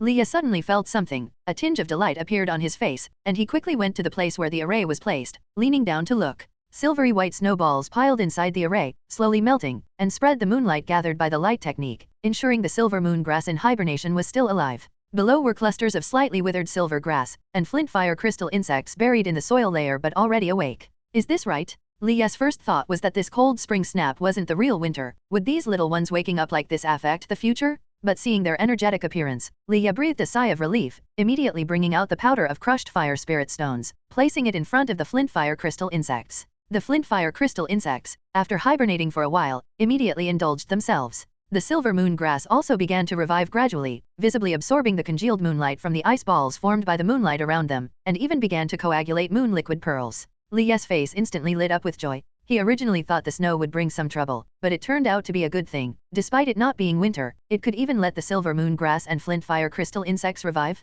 Chapter 31, Snow Demons and an Invitation to Alchemy. When snowflakes were falling, directly above the Four Seasons sect shop, the spiritual mechanism vine looked at a white-haired woman standing on the cloud and couldn't help but say, "Senior sister, how long do you plan for Dongbeo to stay in the marketplace?" Since its establishment, the temperature inside Huia marketplace has always been stable. Unless celestial phenomena change, there would be no heavy rain, unexpected cold spells, blizzards, and other weather changes. Yet it couldn't stop a senior wanting to test the cultivator's ability to withstand an unexpected cold snap here. The white-haired woman in the clouds heard this, and in an instant appeared in front of the spiritual mechanism vine, retracting a fan adorned with white snow and cold plums into her body, and smiled. 10 days. Looking at you, have you forgotten that the sect also has such trials? Our sect is meant to follow the seasons, to discern the celestial phenomena. It's just a little cold snap. It's fortunate that I personally took some of the winter's cold air from the divine snow grotto heaven of the sect. That's grotto heaven? As long as these cultivators can resist the cold air, the spiritual chi that follows is good for the crops. What she said was indeed correct. Within the Four Seasons sect, great power cultivators often artificially create some celestial phenomena through consecrated gods or magical artifacts, but the problem is, such events have never happened in Huia marketplace. Senior sister, this matter might affect the cultivators in the marketplace, making them doubt our Four Seasons sect's capabilities. Senior sister, what do you plan to do? The spiritual mechanism vine's voice was somewhat serious. The white-haired woman unhesitatingly said, "Just put the blame on me afterward. Providing such a rare experience to these cultivators, bearing some infamy is nothing. Moreover, I plan to lecture about the art of scattering beans into soldiers after Dongbeo's power dissipates." Now that she said this, the spiritual mechanism vine also fell silent. If suffering a poor crop yield could be exchanged for a nascent soul lecture, it's a colossal advantage. Even the most entangled person would feel it's a profitable deal. But just as it felt its senior sister was overly generous, she suddenly took out a jade tablet and looked at it, making the whole vine body turn red in an instant, not knowing if out of anger or fear. Because some snow demons actually appeared inside the marketplace. When it looked back at the white-haired woman, she wore an innocent expression, shrugging her shoulders. "Don't look at me," who knew the demonic chi of the snow demons in the divine snow grotto heaven wasn't cleaned up. Moreover, it's not a big deal. For some cultivators these snow demons are indeed beneficial. The spiritual mechanism vine. It realized it couldn't persuade its senior sister no matter what, but fortunately, her presence meant everything was under control. There would absolutely be no casualties. Even nascent soul cultivators could not act recklessly here. Leah watched as the flint fire crystal insects finished eating the crystal powder, and suddenly heard the squeals of beavers in his ear, which sounded as loud as if they encountered a mortal threat. He immediately ran out of the house, only to see a bizarre humanoid silhouette quietly rising among the falling snowflakes. Just like some snow monster seen in his past life, twisting its body and lunging towards the beavers. However, before it could pounce, a wave of black aura suddenly rose up from the beaver's nest, enveloping the snowman, and instantly melting it. Only a piece of white crystal stone fell on the snow. Ah, what is this thing? Leah felt a shiver down his spine. How could such a thing appear in this small courtyard protected by an array? That ominous aura was definitely not something good.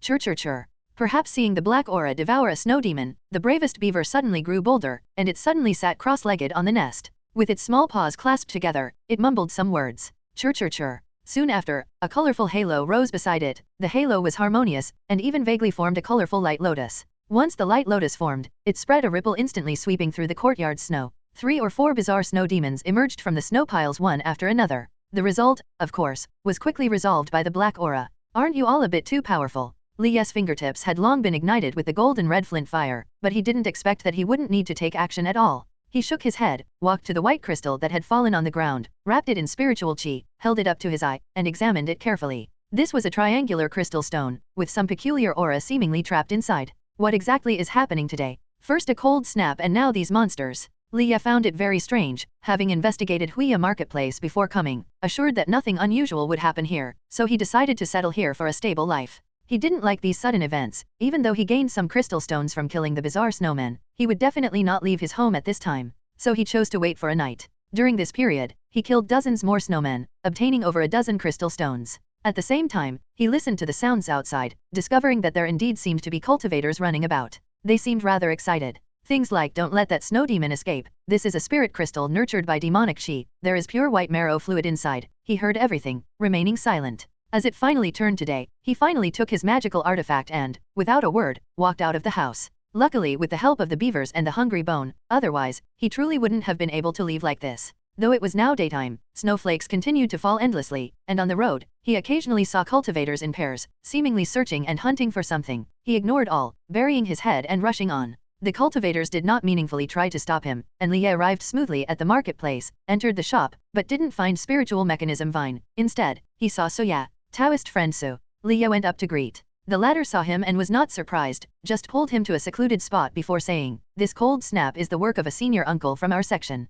Take good care of your wheat. When it ripens, the senior uncle will come to lecture for you. The better you do, the closer you can sit." This statement caused Leah some surprise but also not much surprise. After all, this matter indeed happened unexpectedly, and considering the strength of the Four Seasons sect, such events shouldn't have happened. It turned out there was indeed a higher will at work. After Suya explained, they suddenly thought of something and quickly asked, "Do you have the spark from the flint fire crystal insect? I have something that needs your help. Don't worry, it's to assist me in alchemy. In this cold snow released by the senior uncle, there are some snow demons. The spirit crystals they drop can extract pure white marrow fluid, and require stable flame burning to melt the shell. Flint fire is a suitable fire seed." Leah nodded. "Yes, I still have some fire." Then quickly, "Let's go." He hadn't finished speaking before Suya dragged him into the interior of the Four Seasons sect shop, feeling very helpless. Was this senior too impatient? Chapter 32, The Marvelous Uses of Flint Fire and the Promise of Initiation. Underground. Almost no guests have ever come in here. Of course, Leah was here for the first time, and he curiously looked around.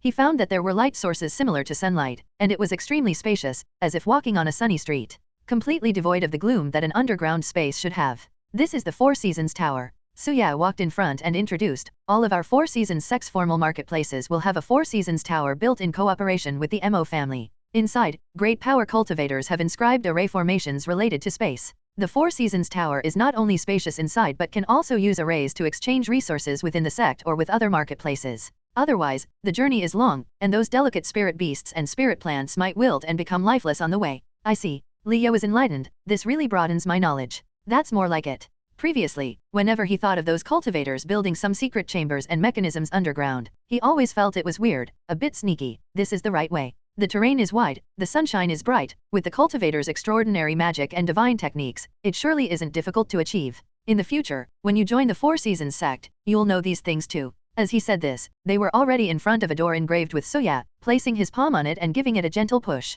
Creak creak. The door didn't open but instead reshaped into blocks, accompanied by sounds of mechanism operation. Moments later, the wall directly disappeared. A room appeared inside, holding a gigantic pill furnace. "Quick, come." Suya impatiently pulled Leah to the pill furnace, extending a finger to press on the trigram representing the Li trigram on the furnace, causing the strange patterns on the furnace's surface to start changing instantly. The bronze-colored, ancient, and grand pill furnace slowly became transparent, revealing the pile of white crystals inside clearly. He suddenly felt something wasn't quite right. Why does the pill furnace have a see-through function? Isn't alchemy supposed to use divine sense? Seeing his curious expression, Suya explained. "Your divine sense may not be strong enough to enter this pill furnace. We can only make it more transparent, and later you'll inject flint fire here." Seeing Suya about to enter the alchemy state, Leah quickly said, "Taoist friend So, I have a fire seed box here, containing the flint fire seeds." He took out the fire seed box from his storage pouch and handed it over. "Ah." Suya was slightly taken aback, then took the fire seed box and gently pressed it. With a whoosh, a golden red, extremely stable flame spurted out.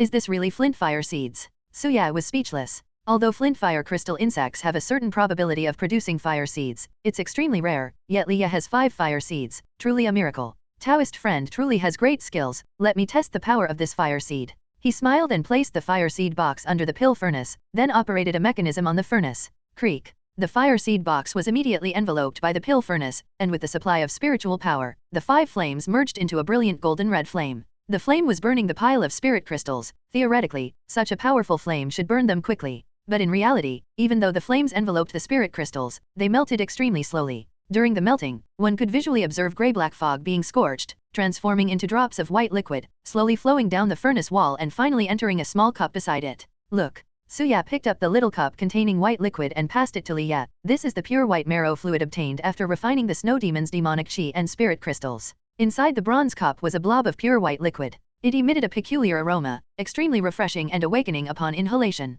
Though its potency was quite strong, akin to having icy snow water sprinkled directly into the mind. Leah suddenly shivered from the stimulation. "Haha." This item is so interesting, it can be used to make pills that stimulate the divine sense. If trapped in some delusion or ghostly technique, taking a snow marrow pill will surely bring a turnaround. Suya finished speaking and paused. The flint fire seeds are quite special. Your fire seeds are first tier, not yet fed or nurtured. Theoretically, the monthly rent should be just 100 spirit stones. Hey. Leah waved his hand. If Taoist friend needs them, take them and use them. Once you don't need them, please help find someone to lease them. That would be much appreciated. After all, I don't know many people, and I need Taoist friend's guidance. Consider it the fee for consulting you. He spoke very directly, and his straightforwardness made Suya laugh aloud. Taoist friendly is indeed direct. This late spring cold is expected to last 10 days, so I'll need the flint fire seeds for about 15 days. After it's over, I'll help Taoist friend find a few trustworthy ones who need them. Moreover, Taoist friend, do you know, flint fire not only has an excellent effect in dispelling vile demons, but it also has wonderful uses in cooking delicious dishes and producing grain avoidance pills. Oh, please enlighten me, Taoist friend. Leah truly didn't know, as the fire seed given by the spiritual mechanism vine didn't mention it. Suya glanced at the pill furnace to ensure everything was fine, then slowly explained, flint fire is a special fire seed that ancient great gods used to dispel beasts and prepare food. Speaking broadly, flint fire ended the era of eating raw meat and drinking blood. You know, this world has many delicious dishes cooked with fire. Compared to dispelling evil and driving away beasts, this is more important. However, today's flint fire seeds are rather irritable, far less stable than actual flint fire, and naturally cannot be used for cooking. But I see Taoist friend's fire seeds are exceptionally stable, seemingly suitable for making delicious dishes. When my matters here are done, I'll invite a Taoist friend over to have a look. If possible, I'll ask her to lease them long term. Estimate each month would be 300 to 500 spirit stones. Taoist friendly can buy some techniques for nurturing fire seeds, learn painstakingly, and continue cultivating them. This is an endless golden opportunity. Obviously, this Taoist friend so already treated him as a sect fellow disciple. Leah didn't refuse upon hearing, offering a hand in salute. Then I'll bother Taoist friend so for that? No problem, no problem. Taoist friend's flint fire seeds saved me a lot of trouble. He stretched and suddenly made a woeful expression. Alas, Taoist friend seems quite talented in the field of spirit plants. Hopefully, upon entering, don't get caught up by senior and junior brothers and forget me. That remark along with Suya's somewhat subtle expression left Leah speechless. He's heard before that the relationship between spirit plant masters and alchemists within the Four Seasons sect was delicate. Unexpectedly, it was delicate enough to warrant a hint to him, who hasn't even entered the sect yet. In that case, he's not someone ungrateful, especially since the other party treated him quite well. Rather than future troubles, it's better to finalize now. He spoke directly. Taoist friend So helped me a lot. If fortunate to enter the sect, I'll surely not forget you. By the way, I have some spirit plant and spirit beast harvests, see if Taoist friend needs any. He laid out a heap of materials. There were spirit water phoenix eye lotus gourds, lotus petals, seeds, rhizomes, and leaves, along with golden red dragon carp scales, scattering into a rather large pile. Chapter 33, Chapter 33, The Spirit Vein Willow's Condition, The Need for a Spirit Vein. This is truly a lot. Oh, Taoist friend, these spiritual materials are quite interesting. Suya inspected each item, the joy on his face becoming more and more apparent. Although the materials were low tier, almost every one of them was full of spiritual qi, with a natural quality unlike those cultivated by cultivators, more like they grew wild in the fields. As an alchemist, he had come into contact with many different spiritual plant materials. The methods of cultivation within the sect are numerous, yet those disciples always like to make the spiritual plants appear exactly the same. It's even like planting rice in the mortal world, all neat and orderly, with daily supplies of spiritual water and qi strictly according to regulations. This method is certainly good, but it lacks some meaning and loses some spirituality. In his view, they are absolutely inferior to Li's spiritual plant materials, varied in spiritual qi but naturally formed. For low-tier alchemists, it's undoubtedly better to have stable spiritual plant materials since the range of spiritual qi isn't large. This is how the sect has been mass-producing needed spirit pills. However, for alchemists wanting to advance in alchemy, this isn't ideal. They need to experience different spiritual powers from various materials and proficiently control and master them.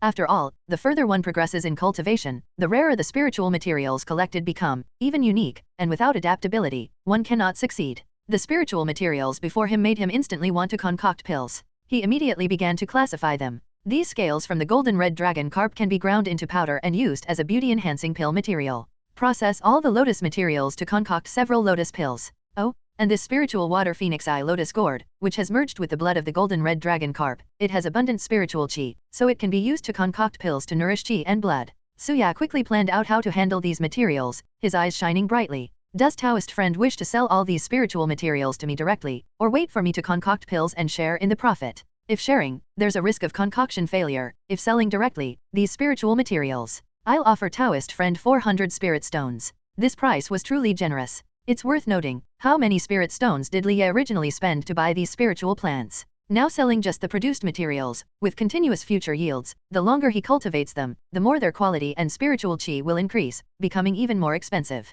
So he directly said, I trust Taoist friend's alchemical skills, and am confident in my excellent materials, awaiting good news from Taoist friend. Haha, Taoist friend's spiritual materials are indeed good, I can't fall behind. I must ask Taoist friend to leave for now, I'm about to start a closed-door alchemy session. This Taoist friend Soya was clearly the kind of person who acts immediately. He slammed his hand on the ground. The originally translucent pill furnace instantly moved aside, and a smaller pill furnace appeared in its place. Then various tools and materials like pestles, scales, yellow paper, and cinnabar appeared beside it, making Lia's eyes spin. I'm truly not suited for learning alchemy. Lia simply shook his head, saying to the already engrossed Soya, Taoist friend So, I'll take my leave. The latter merely waved his hand. Seeing him so absorbed and focused, Lia couldn't help feeling curious and anticipative about the spirit pills he'd make, and returned the same way. This time he had gained quite a lot, the only problem being he didn't have a chance to inquire about Huya Grotto Heaven's situation. If the spirit vein willow was a specialty of Huya's marketplace, Soya should know. But there's no urgency. I can ask around elsewhere later.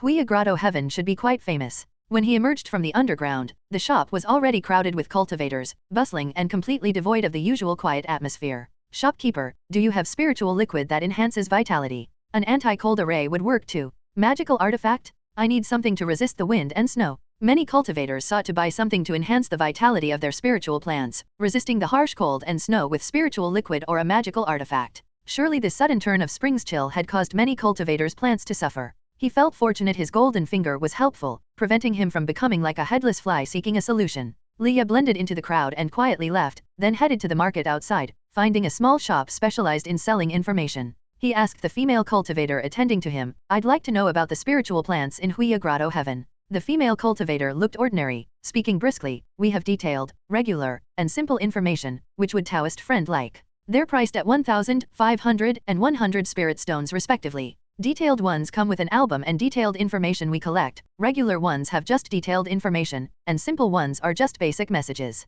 I'll take the one for 100 spirit stones. Quite honestly, Leah could only afford the cheapest booklet, handed over 100 spirit stones, and the female cultivator handed him a yellowing book. A thin booklet, which could be called a pamphlet. Farewell. Leah took the pamphlet and left. On the way home, the wind and snow seemed to intensify, but he felt the spiritual power in the snow was incredibly abundant, like they were snowflakes made of spiritual water. The previous snowflakes he'd made for the cold ice wheat using filtered spiritual water with spirit gathering technique didn't have such rich spiritual chi of course. The cold enveloped by spiritual chi made the chill even more terrifying. This return of spring's cold seemed harsher than previous snows to him. However, it was also an opportunity for him. He hurried back to his home, planning to use the Mo family's mechanism mice to melt the ice and snow, then purify and store the melted snow water. After activating the mechanism mice, he sat by the window, first preparing simple tea from lotus petals and spiritual water, then bringing out some pastries made from spiritual grain powder and wheat pill. Leisurely eating, he started flipping through the small pamphlet. Indeed, 100 spirit stones worth of pamphlet had exceptionally simple content, only textual descriptions, but he soon found the record of the spirit vein willow. It was a second-tier spiritual plant.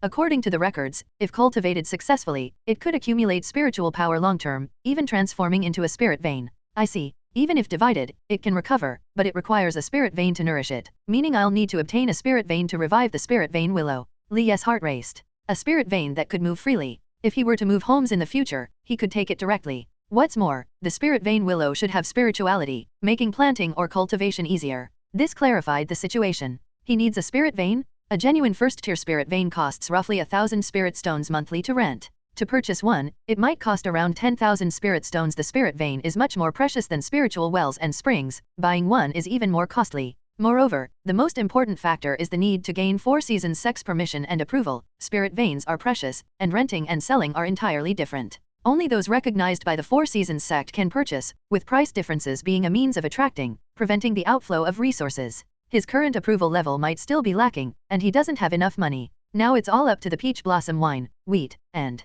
Taoist friend Sue's spirit pills. He felt that once his grain ripens, he might gain enough approval to successfully purchase a spirit vein. Leah closed the pamphlet, realizing things couldn't be rushed, leisurely nibbling on pastries, sipping tea occasionally, watching the snowflakes outside and the busy mechanism mice. It all seemed to have a unique charm. Chapter 34, Peach Blossom Wine, Beaver's Frolic with Dragon Carp. The snowstorm summoned by the great power cultivators of 4 Seasons sect continued to howl. This sudden cold snap was unusually fierce. Leah, however, just stayed at home without moving daily. He neither went out to hunt for that snow demon to acquire white crystals, nor did he act as a doctor to heal other spirit plants. To him, those things were just petty gains. Since he couldn't obtain enough white crystals for adventure under the premise of safety and non-conflict, nor could he improve his skills by healing others, there was no need to waste time. He had more important things to do now. Collecting snow water, purifying spiritual chi. The spiritual chi contained in the falling snow was exactly what he needed. Not just spiritual chi, but also flint fire crystal insects and silver moon grass hibernation, along with daily consumption needs.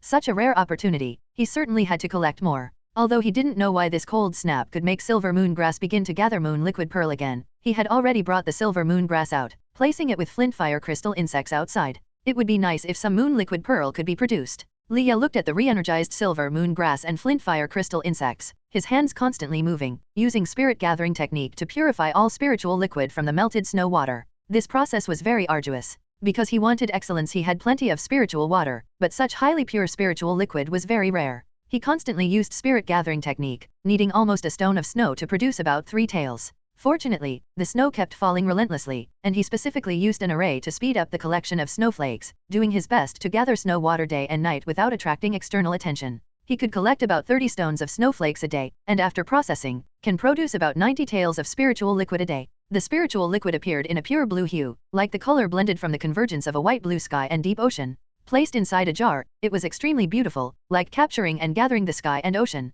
With his knowledge reserves, although he didn't know what these snows were, they were definitely more important than collecting those snow demons' white crystals. Moreover, these days, quite a few snow demons appeared, only to be dealt with by the beavers and hungry bone combining forces. As time gradually moved on, Leah became more adept at using spirit gathering technique. While earlier he needed to control the flow of spiritual power with hand gestures, now he could use it with a casual wave. The only thing lagging was the spiritual chi provided by the spirit water phoenix eye lotus being a little insufficient. No matter how the outside world was in chaos due to the sudden snow, he stayed at home, methodically dealing with his own affairs. Just like this, 10 days passed in the blink of an eye. Silver moon grass helped him produce another 120 pieces of moon liquid pearl, though not as many as before. It was indeed an unexpected joy, as Leah timed it just right to bring silver moon grass and flint fire crystal insects back into the formation inside the house. The heavy clouds that had hung for 10 days miraculously dispersed rapidly with the striking of the watchman's bell at the hour. The bright moonlight poured through the retreating clouds, illuminating the entire Huiya's marketplace, illuminating the white snow. With the wind came the warmth of spring.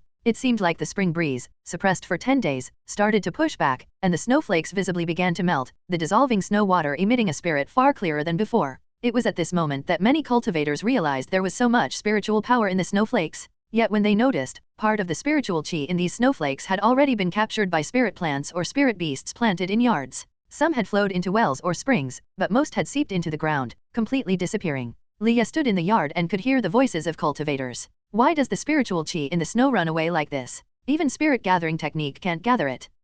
If I had only collected more snow water at home earlier. These voices were full of vigor, but the regret in their tone couldn't be concealed as Leah listened to their voices, silently turning back into his house. He looked at the large jar placed inside the house. Inside, it was fully filled with pure liquid, weighing as much as 60 pounds, which was his harvest after 10 days of hard work. His experiments showed that the spiritual chi contained in this liquid was quite abundant, several times more than the purified spiritual spring water. In addition, the beavers along with those hungry bones collected about 50 pieces of white crystal. In his spare time, he used flint fire to burn, collecting some pure white marrow fluid. Indeed, staying at home is better. Leah nodded in satisfaction, then looked with delight and excitement at the large jar placed in the corner. The peach branches on it had already blossomed, their originally subtle fragrance now fully released. He took a deep breath. It was a peculiar peach blossom fragrance blended with the scent of wine, balancing the potentially too spicy taste of wine, leaving only a seductive rich aroma. Smells wonderful. Although Leah hadn't liked drinking before he transmigrated, if it's this kind of wine, which could be called immortal brew, he felt he could drink some.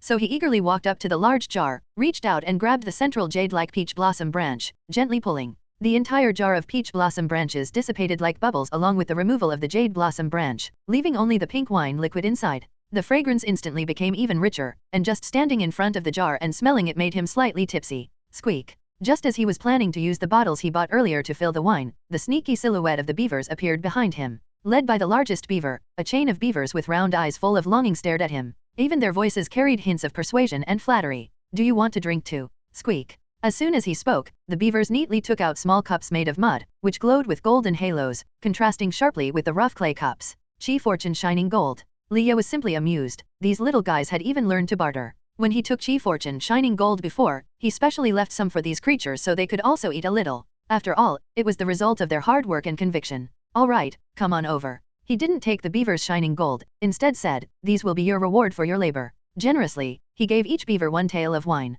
Squeak squeak. Looking at the small bowls in front filled with pink wine, the beaver's eyes gleamed, immediately diving in to drink greedily, downing the one tail of wine in mere blinks. Then he watched as the beavers clumped together haphazardly, forming a ball, rolling out of his house, and tumbling around the yard. Perhaps the courage brought by alcohol, these words seemed applicable to the beavers too. At this moment, they even dared to jump into the pond to play with the golden red dragon carps, the bolder ones even pulling at the dragon carp's whiskers. But fortunately, the golden red dragon carps had become familiar with these usually hesitant neighbors from Lie's continuous mutterings over time, not harming them, only nibbling at the remaining wine around the beavers' mouths. The scene of Weichuan beavers tangled with golden red dragon carps made Lie truly helpless, not knowing whether to laugh or be resigned. He thought if he could learn some drawing skills, wouldn't this scene be a perfect beavers frolicking with dragon carps under the moon? It sure was quite amusing. Chapter 35, Chi Refining 9th Layer, Pill Sale Event. He watched for a while, ensuring that those beavers wouldn't get hurt, then turned back to the house to fill a cup to the brim with Peach Blossom Immortal Brew.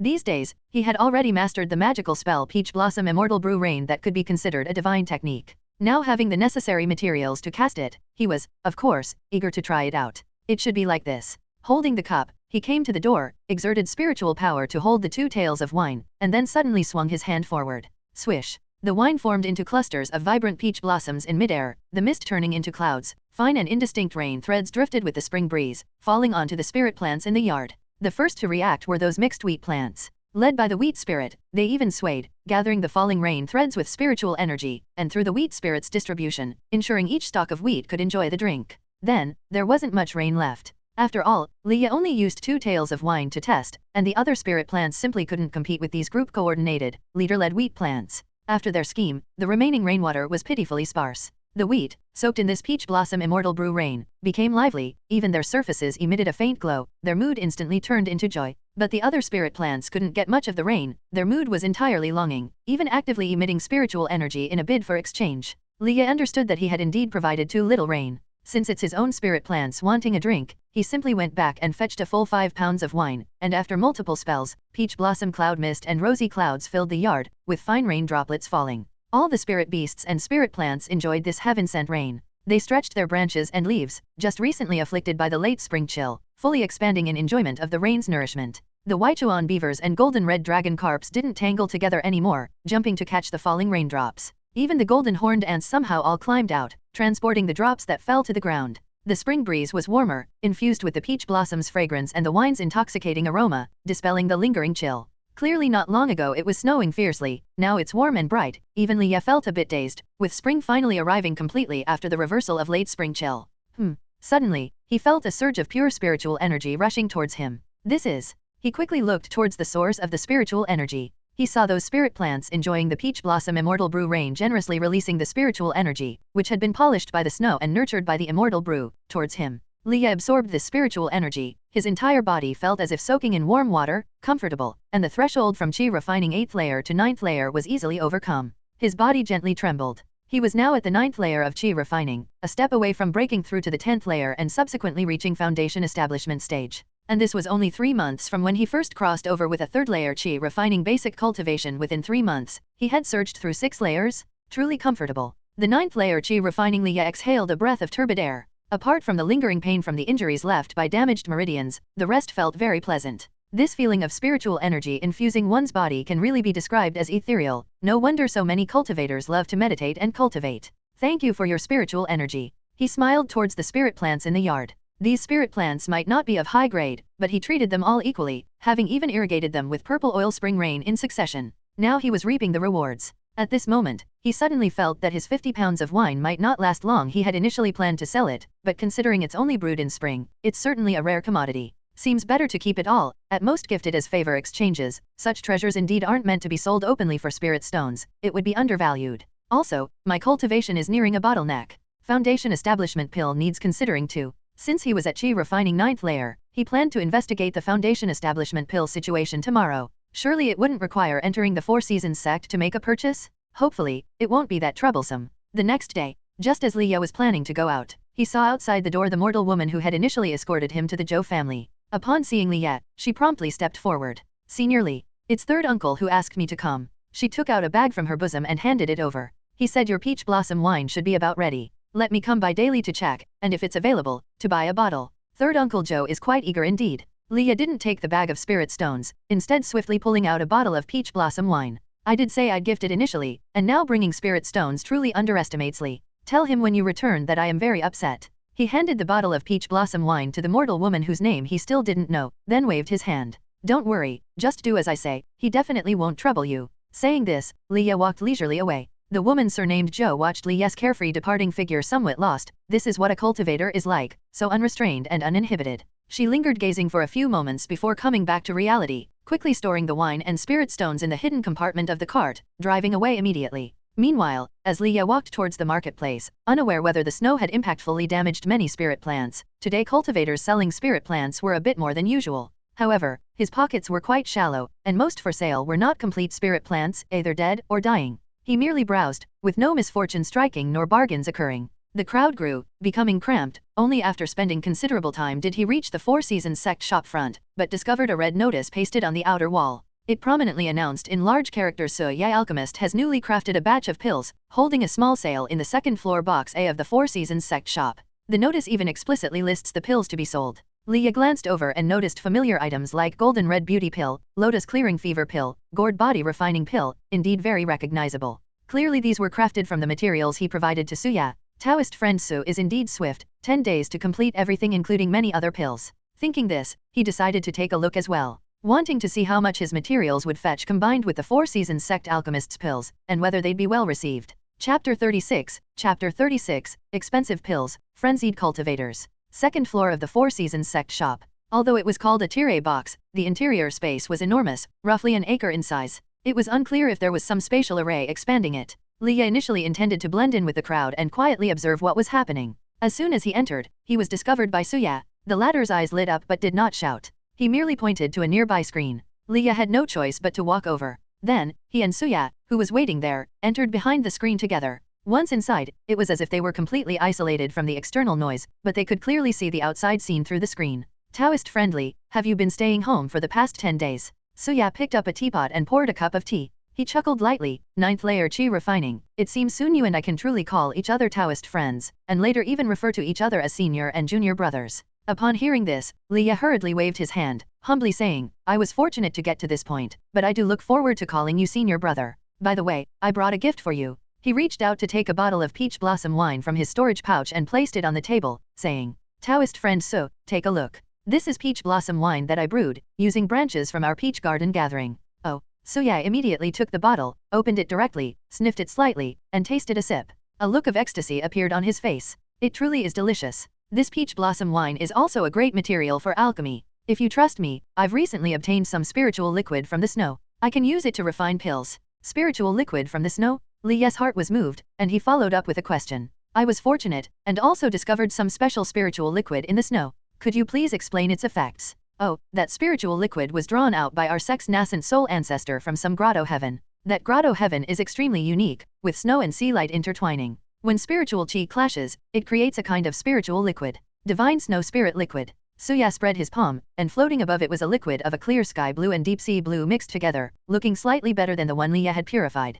This substance has diverse effects, but its most important feature is its ability to blend perfectly with spiritual water. Except for some special spiritual liquids and waters, it can merge with all others. Take this peach blossom wine, for instance. Adding some divine snow spirit liquid will certainly enrich its flavor and enhance its potency. Li Ye nodded as if learning, so that's how it is. Meanwhile, as the two conversed, the auction outside had already begun. A beautiful female cultivator walked onto the central platform, smiling and introduced herself. I am Mo Dingyu, entrusted by Pill Master Suya to host this auction. All the pills sold today are made by Pill Master Su and certified by the Four Seasons sect. There is no need for extra words from me. The first item for bidding today is the clear snow spirit pill made by Pill Master Su using the white crystal of a snow demon. She took out an exquisite box. On the golden red satin lay 3 pills as clear as snow, exuding wisps of white cold air flowing out of the box. The effects of this item may be unknown to you, Taoist friends. If you are trapped in an illusion, taking one pill will instantly clear the mind and break the barrier. Fellow Taoists exploring outside or seeking treasures in grotto heavens should not miss it.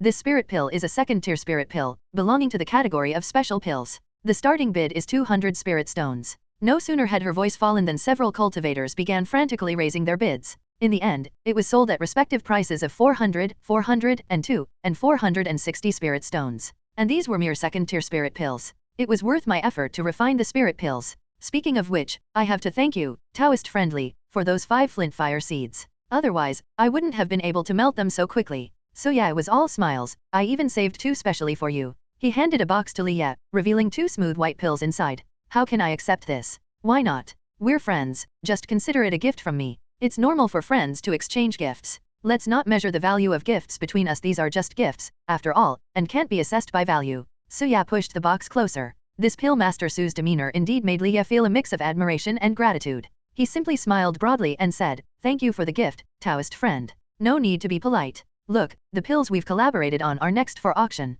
Suya pointed outside. Leah followed his gaze, and saw Mo Dingyu taking out another exquisite box. Inside were 2 pills with golden and red hues interwoven, seemingly with dragon scale patterns. These are called golden red beauty pills.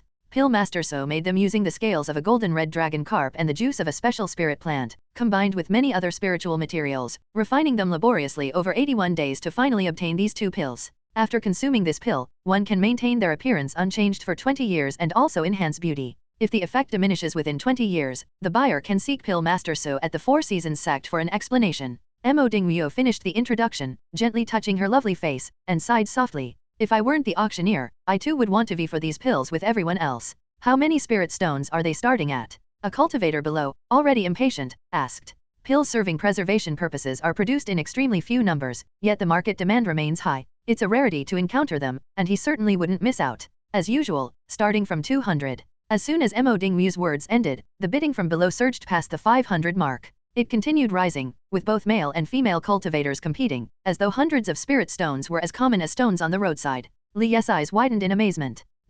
He just purchased the golden red dragon carp and the spirit water phoenix eye lotus over a month ago, and the materials could actually be refined into pills that maintain appearance unchanging for 20 years? Could it be real? It seems Taoist Friendly is quite surprised. Suya explained, not to mention that finding the pill formula is difficult. Your unique spiritual materials are indeed fascinating. Although they're of a lower tier, they are very special. The scales of the golden red dragon carp infused with some gourd's moisturizing spiritual chi. The gourd maintains spiritual chi resilience while also having the special blood chi of the golden red dragon carp.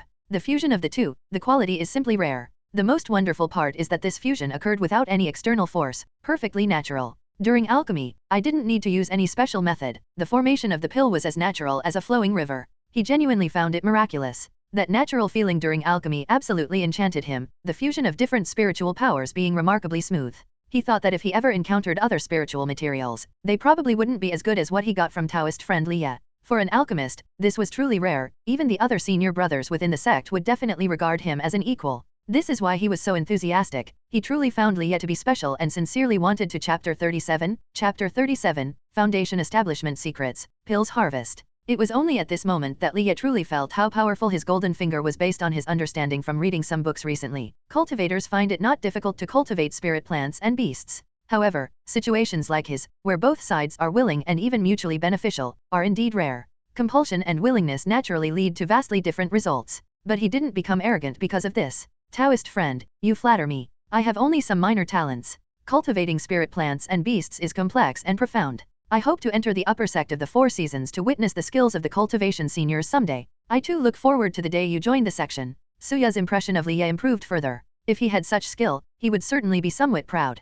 Unexpectedly, this Taoist friend was calm and humble, truly rare. The two exchanged smiles. Outside, the auction for the golden red beauty pill had also ended, sold for 1,200 spirit stones and 1,500 spirit stones, respectively. This price not only reflected the special nature of the beauty pill but also included the reputation of the 4 Seasons sect and Suya. Let's split it 50-50, what do you think? Suya sipped tea, looking at Leah. Of course, it's good. Leah nodded. Alchemy requires both materials and skill, along with a pill formula, so no one was particularly advantaged, meaning a 50-50 split was most appropriate. Just from these 2 pills, he already earned a substantial 1,950 spirit stones in income. More of their collaboratively crafted pills would be sold later. Indeed, working with Suya proved to be a wise choice. 2 auctions of pills followed successively without any unsold items, selling instead for high prices. To the other cultivators originally looking to enjoy the spectacle, it was quite astonishing. Initially, they probably planned just to watch, but now even their interest was piqued, and the auction atmosphere grew more lively, while Liya and Suya stayed quiet behind the screen.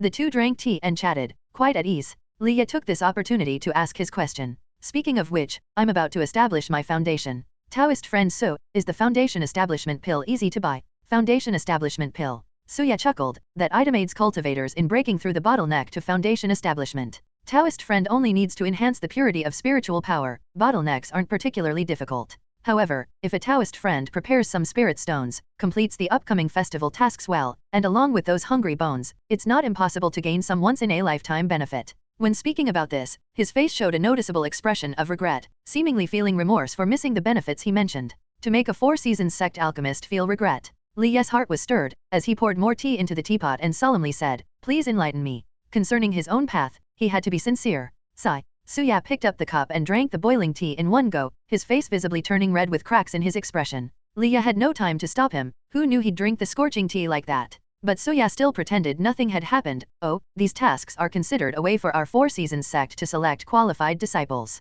Counting the wheat as one, if you obtain first place in the upcoming task. And with the autumn harvest token given by Lingji Vine Master's uncle and spending around 10,000 spirit stones, you can earn once access to the Four Seasons Sect's 10,000 Mountains Divine Temple. Inside, our Four Seasons Sect's generations of seniors and every accumulated god are available. This is only accessible before foundation establishment, and might even receive a blessing from a divinity transformation level mountain god senior. At worst, you can obtain a divine technique unique to you. You should know divine techniques are like the Peach Blossom Mountain God's Jade reward you received back then, magical techniques granted by mountain gods post-ennoblement, divine and unbelievable. I too once had the opportunity to enter, but unfortunately couldn't achieve it." After quickly finishing speaking, he sighed long, and then he fetched a bottle from his storage ring, finished it in gulps, and breathed a sigh of relief contentedly. Liya remained silent upon hearing this. Having 10,000 spirit stones isn't that difficult. If he managed first place for the two tasks, it would surely be achievable. These spirit stones seemed more like a formality than an essential cost. The Four Seasons Sect's mountain god's blessing it's evident given the jade-like peach branch he received, which has been a stable and continuous source of spirit stones every year.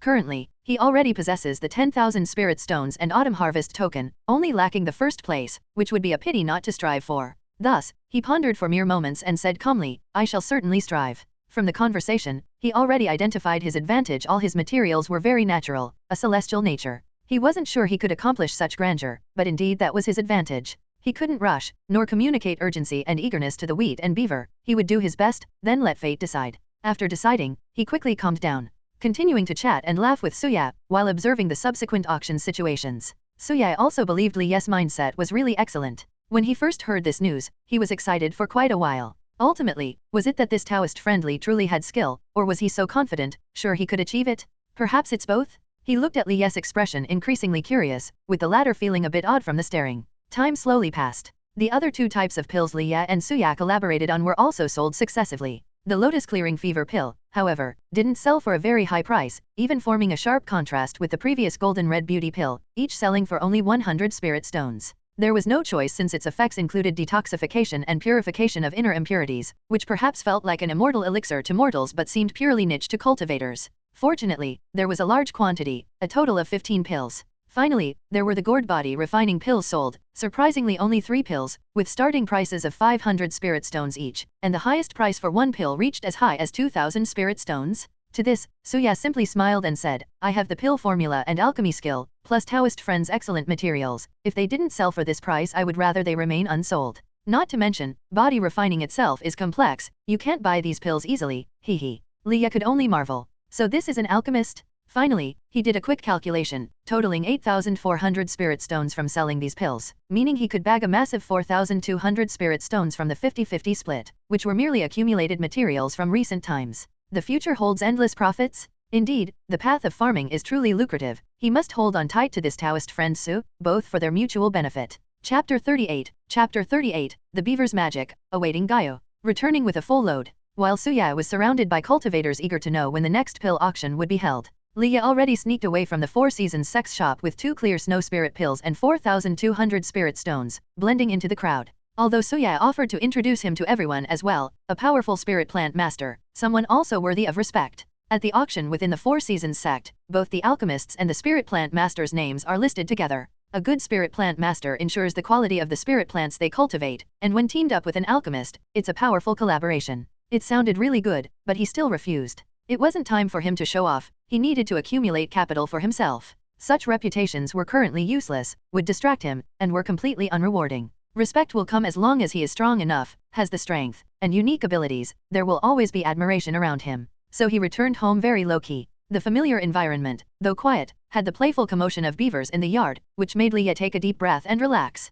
He looked at the wheat field. From Jingj to Gayo, it's only about a month and a half, and soon the wheat will be harvested. At first glance, they're lush and full of vitality, each plant positioned as they demanded. Thus they looked a bit messy, but for them, it was the most comfortable layout. Every wheat plant extended its branches and leaves among the spiritual qi, and one could clearly feel their joy. The wheat spirit, cold ice wheat, and spring wheat almost formed a stable triangle, transferring spiritual qi and supporting one another. This scene suddenly made him feel that these wheat plants were indeed very worry-free. There was no need to worry about pests, as the wheat spirit allocated spiritual qi, ensuring that each plant thrived. In fact, it didn't require much of his attention now. As long as he supplied the appropriate amount of spiritual qi and spiritual liquid for irrigation, everything would unfold naturally. Too worry-free isn't good either. I should pay attention to the beavers and the hungry bones situation. Leah walked over to the beavers' nests. Their nests had now become interconnected. Since they were all bound by the hungry bone, there wasn't any resentment or fear among them. They built a dam around the spiritual spring's eye, and some low-tier spirit flowers and spirit grass grew on it.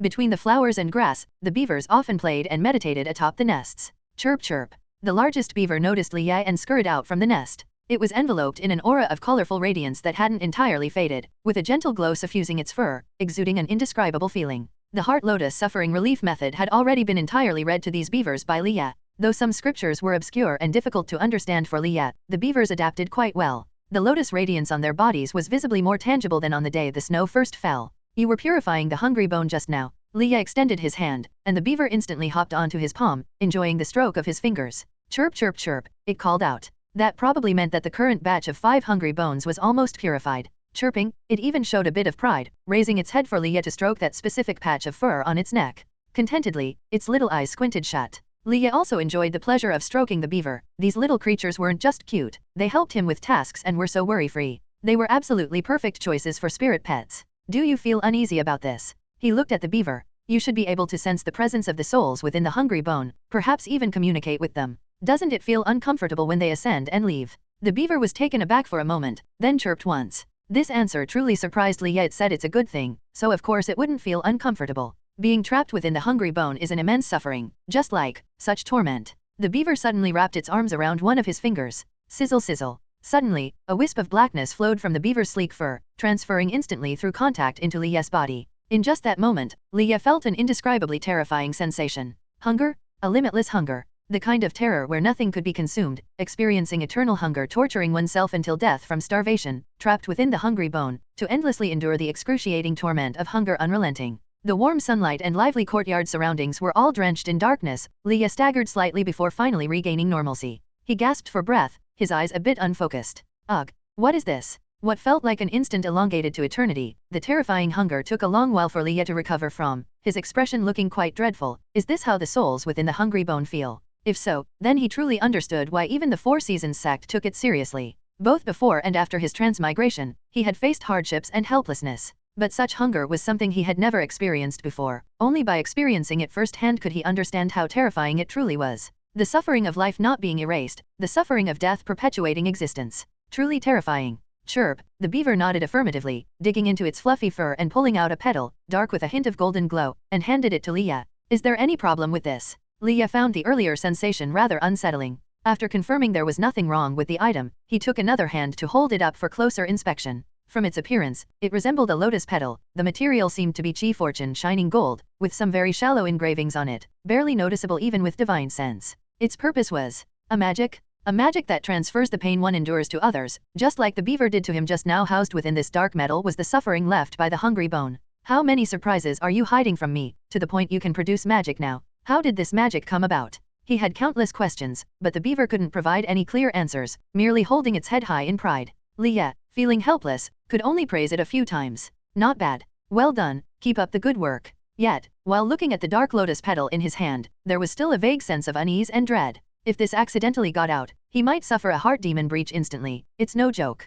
Thanks a lot, better let you keep it then. Leah handed the petal back to the beaver. I'll reach out to you if needed. He thought that this thing indeed seemed useful in magical duels. But since he was staying home all the time now, there really wasn't any opportunity to use it. Better leave it with the beaver. The latter didn't mind, chirping twice and stuffing the small petal back into its fur, somehow making it disappear. Since this batch is about to be resolved, I need to keep asking the spiritual mechanism vine for more. At the same time, I consider getting you some more partners. How about it? Now that he had become friends with Suya, buying a few more Weichuan beavers through his channels wasn't a hassle. With a greater number, he could complete tasks faster. However, the beaver on his palm immediately shook its little head. Its fluffy face was full of refusal. It seemed unwilling to have more partners, and its expression of disdain was apparent. It and the other beavers had consumed purple oil spring rain and drank shining gold. Their intelligence was quite dramatic. Looking down on new partners was rather normal. Seeing this, Leah didn't insist further. In the coming period, he stayed home refining mana, reading scriptures, until the arrival of Gaia, the day the wheat ripens. Chapter 39, Wheat Harvest, Enormous Profits. Gaia. This is also a very important day in the solar terms. The temperature rises, and the rain increases. For spring plowing, this is the crucial period. Just like the name of this solar term, after midnight, the sky began to drizzle. Leah, braving the rain, placed some oil lamp magical artifacts to provide light in the courtyard. He looked at his wheat with joy on his face. The wheat planted in his 2 acres of land in the courtyard had all matured. Clearly, it was still immature when he checked the day before, but after midnight of Gaia, it suddenly seemed to transform all at once. Each stalk of spring wheat was 2 meters tall, with heavy ears of wheat, golden yellow. Time to harvest. It must all be harvested today. If not harvested by the end of Gaia, it wouldn't count as qualified spring wheat. He took a deep breath, picked up the sickle, and began harvesting. Inevitably, some wheat ears fell during the harvesting process. But they were all carried back by the long-waiting beavers, who also gave some to the golden red dragon carp. The harvesting was quite laborious. But according to the task description given by the spiritual mechanism vine, the wheat must be harvested by oneself. Fortunately, having a cultivator's physique helped. After all, he had reached the 9th layer chi refining. If he couldn't manage a bit of farm work, that would be absurd. His movements were very fast, taking 2 2-hour periods to harvest all the spring wheat, tying them up, and stacking them on one side of the open ground. The wheat he harvested lost its vitality rapidly after losing the essence of its ears. Only those few stalks of wheat bound with the cold ice wheat remained alive after their stalks were cut. He carefully protected these few stalks along with the cold ice wheat. The wheat spirit stood silently on his shoulder throughout, just like a truly hard-working old ox, watching the wheat it had protected for so long being harvested. Once all the wheat was harvested, Leah exhaled deeply and began counting the number of wheat pills produced. Total, 1,150 stalks of wheat. Not a single stalk died, they were all in good health. All the wheat ears were very full, and according to his calculations, the yield per acre should be around 10,000 caddies. Truly a terrifying number, considering there were only 1,000 or so stalks. And the number of wheat pills produced. A staggering 520 stalks. Leah was astonished by the number he calculated. It was right there before his eyes. For the status bar of these 520 stalks he singled out showed the words wheat pill completed. Why are there so many? He was somewhat puzzled. Logically, even with the binding of those 5 special stalks and the catalysis of the wheat spirit, reaching 1 or 200 should be the limit, yet there were a full 500. However, success could not be replicated. This period of wheat planting saw so many events, like the late spring cold snap, subsequent snowfall of spiritual chi, and the peach blossom immortal brew rain. These countless coincidences created this miraculous scene. He had done his best, and it had indeed yielded good results. It's time to submit the task. Leah packed these spiritual grains into a special large-capacity storage pouch, took the pouch along with some small gifts, and left home. On the way, there were those as hurried as him, presumably also going to submit tasks. If it were someone else, they might worry about waiting in line, but no sooner had he arrived than Suya beckoned him into a quiet room. Seated in the quiet room was a young foundation establishment cultivator who appeared to be youthful.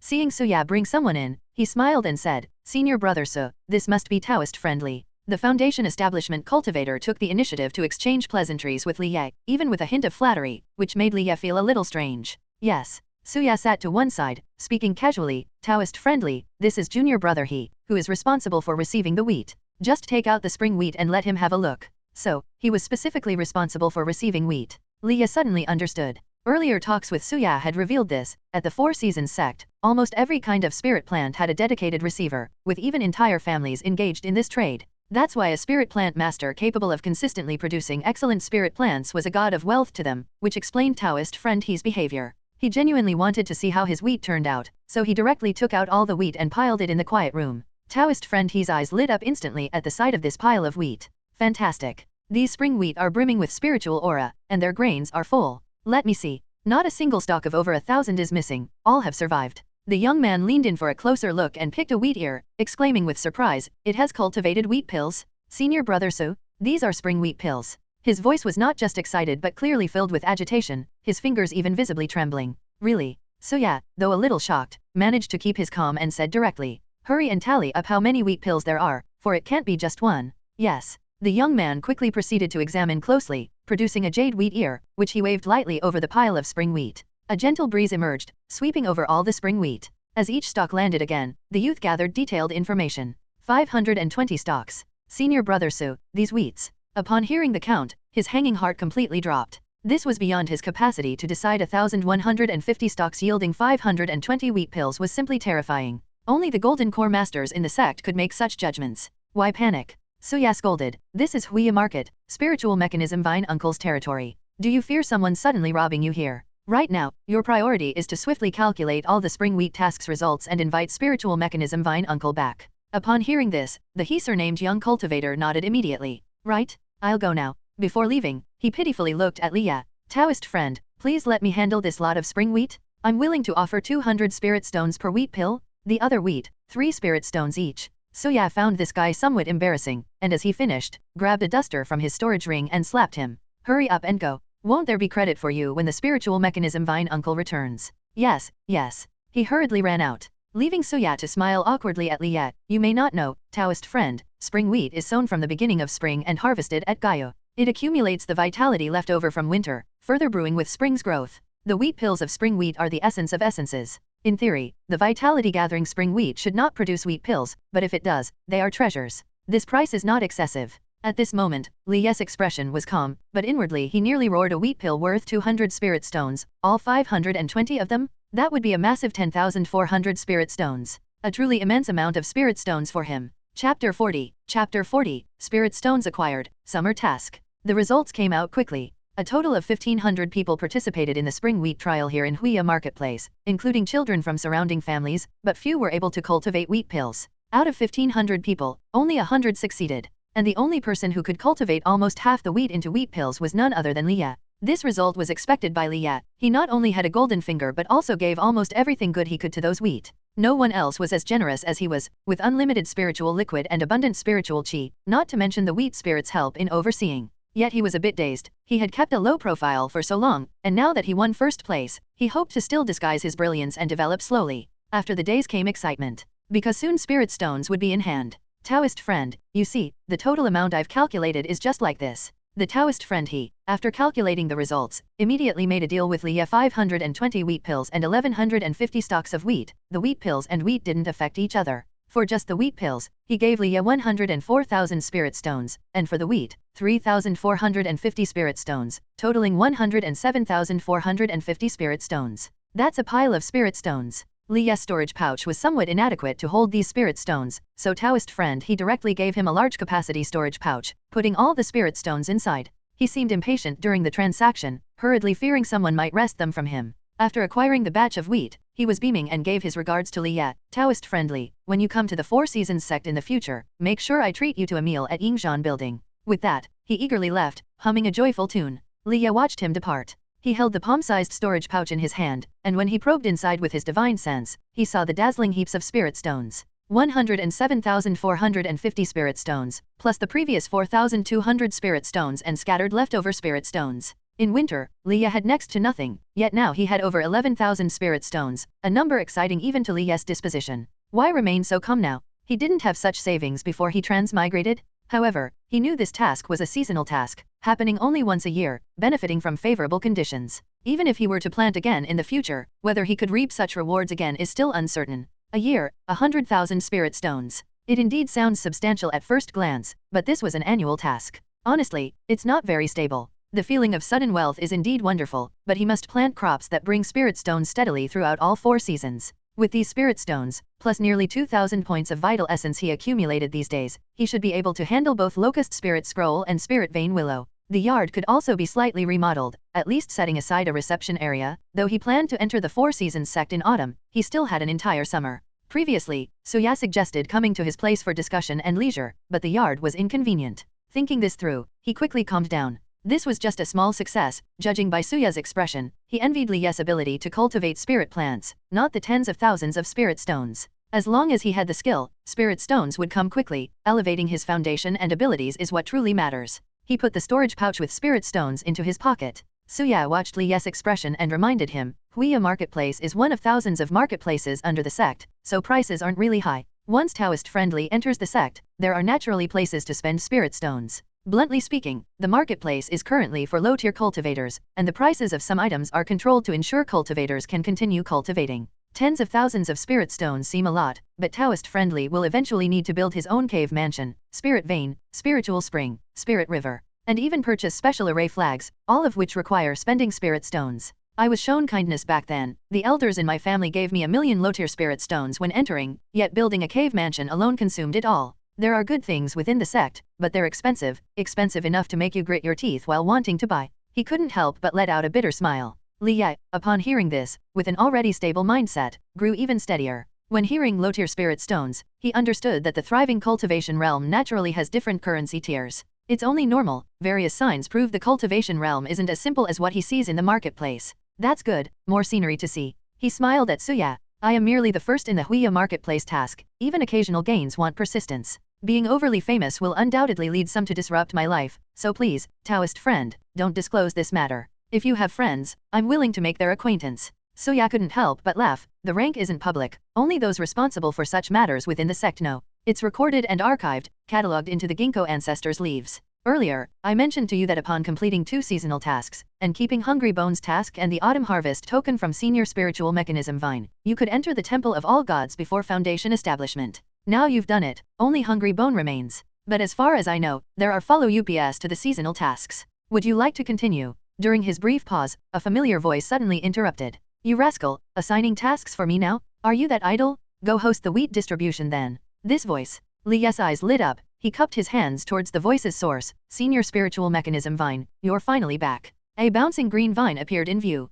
It raised its head, looked at Li Ye, and said, well done. Once the Hungry Bone task is completed, a chance awaits you. This vine was being all secretive, not revealing what opportunity lay ahead, just swaggering onto the chair, with Suya automatically standing respectfully behind the chair. Gayu is turning drizzly. Summer approaches. When I left the sect before, several sects in the southern domain were seeking fireproof spirit silk robes, so the artifact refiners were rushing to craft. Thus, the only seasonal task for summer is raising silkworms and mulberry cultivation. It paused, with a slightly serious tone. Bright shining spirit mulberry and kingsui silkworms, both equivalent to third-tier spiritual objects of Foundation establishment cultivators. Kidley, your cultivation is somewhat lacking. Li Ye frowned slightly. He's determined to seize the opportunity to enter the Temple of All Gods. Compared to that, if this task requires him to break through Foundation establishment, he would rather not accept it. Or think of other ways. The spiritual mechanism Vine observed Li Ye's changing expression, knowing he was weighing the options. If it were usual, it would probably exaggerate to indulge in its quirky humor. But with Li Ye, it didn't want to tease too much.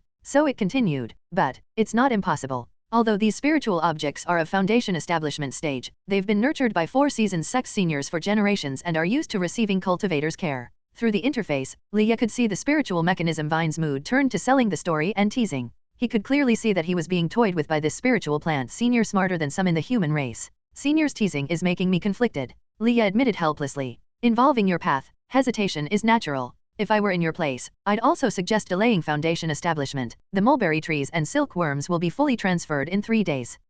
You've harvested a significant haul of spirit stones. Surely it's time to shop for some items, isn't it? Tell me, what do you wish to purchase? Switching to merchant mode, the spiritual mechanism Vine said. It's spot on, since Li Ye indeed had things to buy, having worked hard for so long, it's time to spend. Chapter 41, Shopping, Golden Core Forbidden Technique. I would like to purchase a first-tier spirit vein, the kind you can buy outright. Li Ye voiced his first request. A first-tier spirit vein, do you want a specific element, or a non-attributive balanced 5 elements spirit vein? Asked the spiritual mechanism Vine. In principle, the 4 Seasons sect wouldn't easily sell off spirit veins. Even if they were to sell, it would have to be to someone affiliated with the 4 Seasons sect. Otherwise, if external sects bought large quantities with spirit stones, wouldn't that cause a problem? Li Ye now had this authority. To the subordinate forces and disciples of the sect, the 4 Seasons sect was always very generous.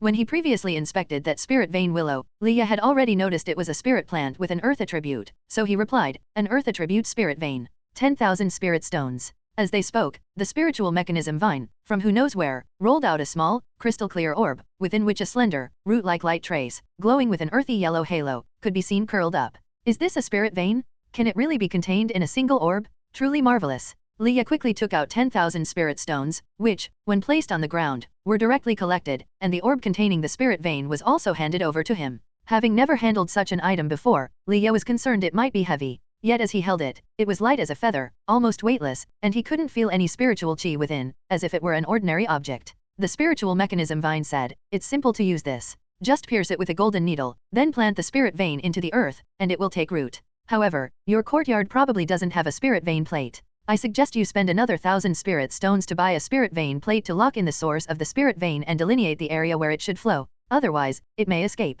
This was indeed money worth spending, so Leah took out another 1,000 spirit stones, swapping for a jade plate resembling an 8 trigrams plate. However, all the trigrams on it were gen, with grooves just large enough to hold a spirit vein pearl. Upon returning, place the spirit vein pearl in any groove, then divide the spiritual power threads using your divine sense. Remember, once this item is used, it will record your divine sense fluctuations. In the future, it can neither be altered nor activated by any power other than that which matches your divine sense exactly, so once used, there's no going back. After explaining, the spiritual mechanism vine continued, "It seems you have other needs as well. Speak them out all at once, so we don't have to handle each one separately. I also wish to find a forbidden technique to control a spirit beast and refurbish my courtyard, separating a place for Taoist discussions with others," said Leah. "Your courtyard is easy to handle. It's already spacious, and partitioning an acre should suffice. Regarding controlling a spirit beast, what tier of spirit beast do you want to control?" Leah's expression remained unchanged, golden core. The binding requires at least 2,000 points of vital essence, definitely not ordinary, so might as well admit to using the golden core.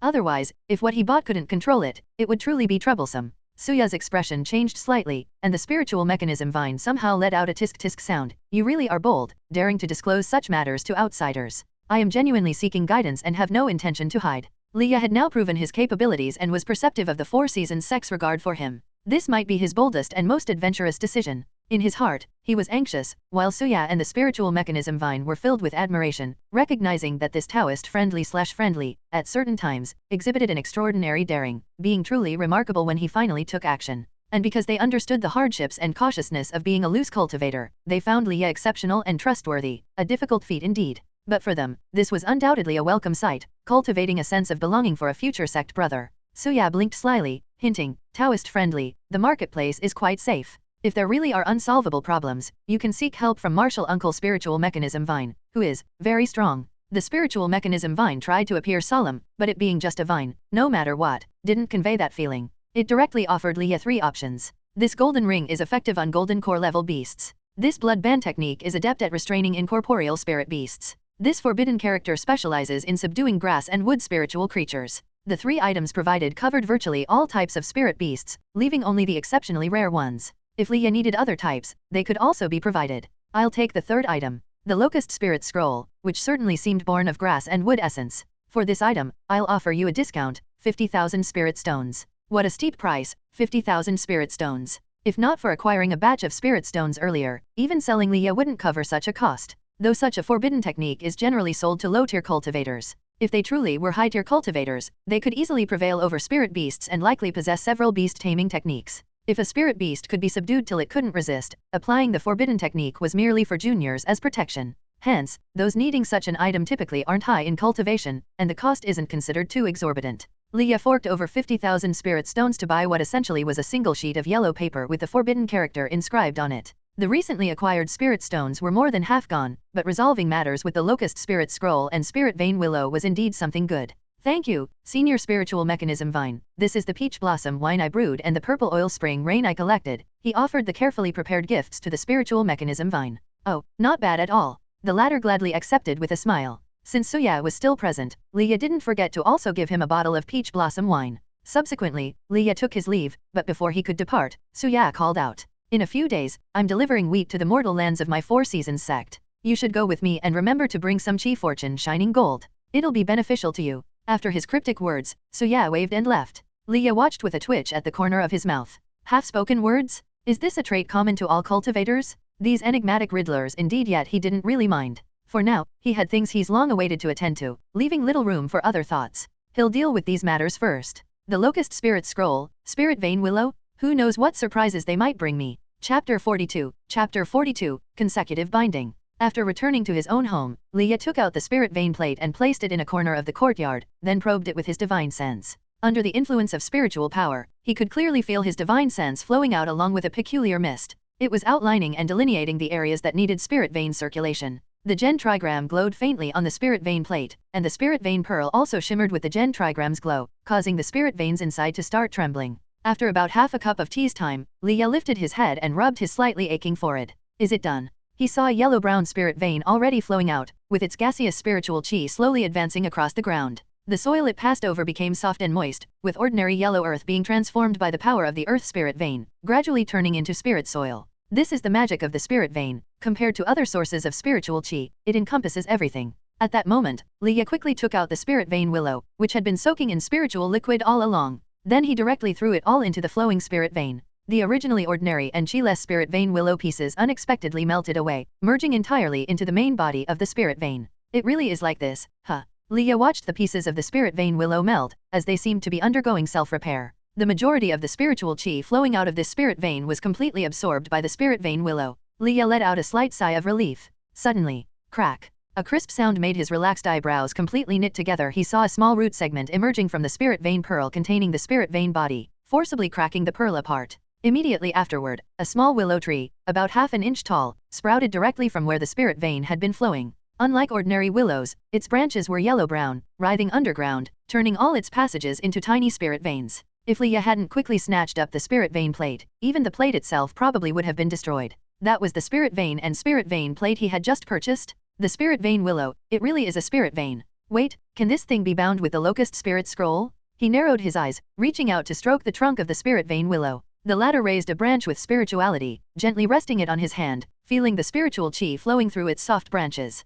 Clearly, this fellow knew it had been saved by him. This worked out well. After all, it was a spirit vein he had spent 10,000 spirit stones to purchase to save it, and if it didn't repay him, it would break his heart. He gently caressed the spirit vein willow's branches, which were soft yet slightly resilient, noticing that his cultivation technique had started to change, with the unique effects of the 5 elements spirit ascension technique beginning to manifest. Now he had received the spiritual chi blessings from various spirit plants and spirit beasts such as the flint fire crystal insect, silver moon grass, spirit water phoenix eye lotus, golden red dragon carp, peach blossom jade branch, Huichuan beaver, hungry bone, spiritual grain, and lotus flower. If other cultivators were in his place, they would likely become exhausted daily from having to purify all these different spiritual chi attributes, but fortunately, he learned the 5 elements spirit ascension technique. During casual conversations with Suya, he had learned that this technique's most notable trait was its adaptability to spiritual chi. Without the many requirements of other techniques, pretty much any spiritual chi would allow cultivation. This was considered the basic ability of the technique. Allowing spirit plant and spirit beast powers to affect magic was its special hidden capability, and this ability depended on close relationships and connections.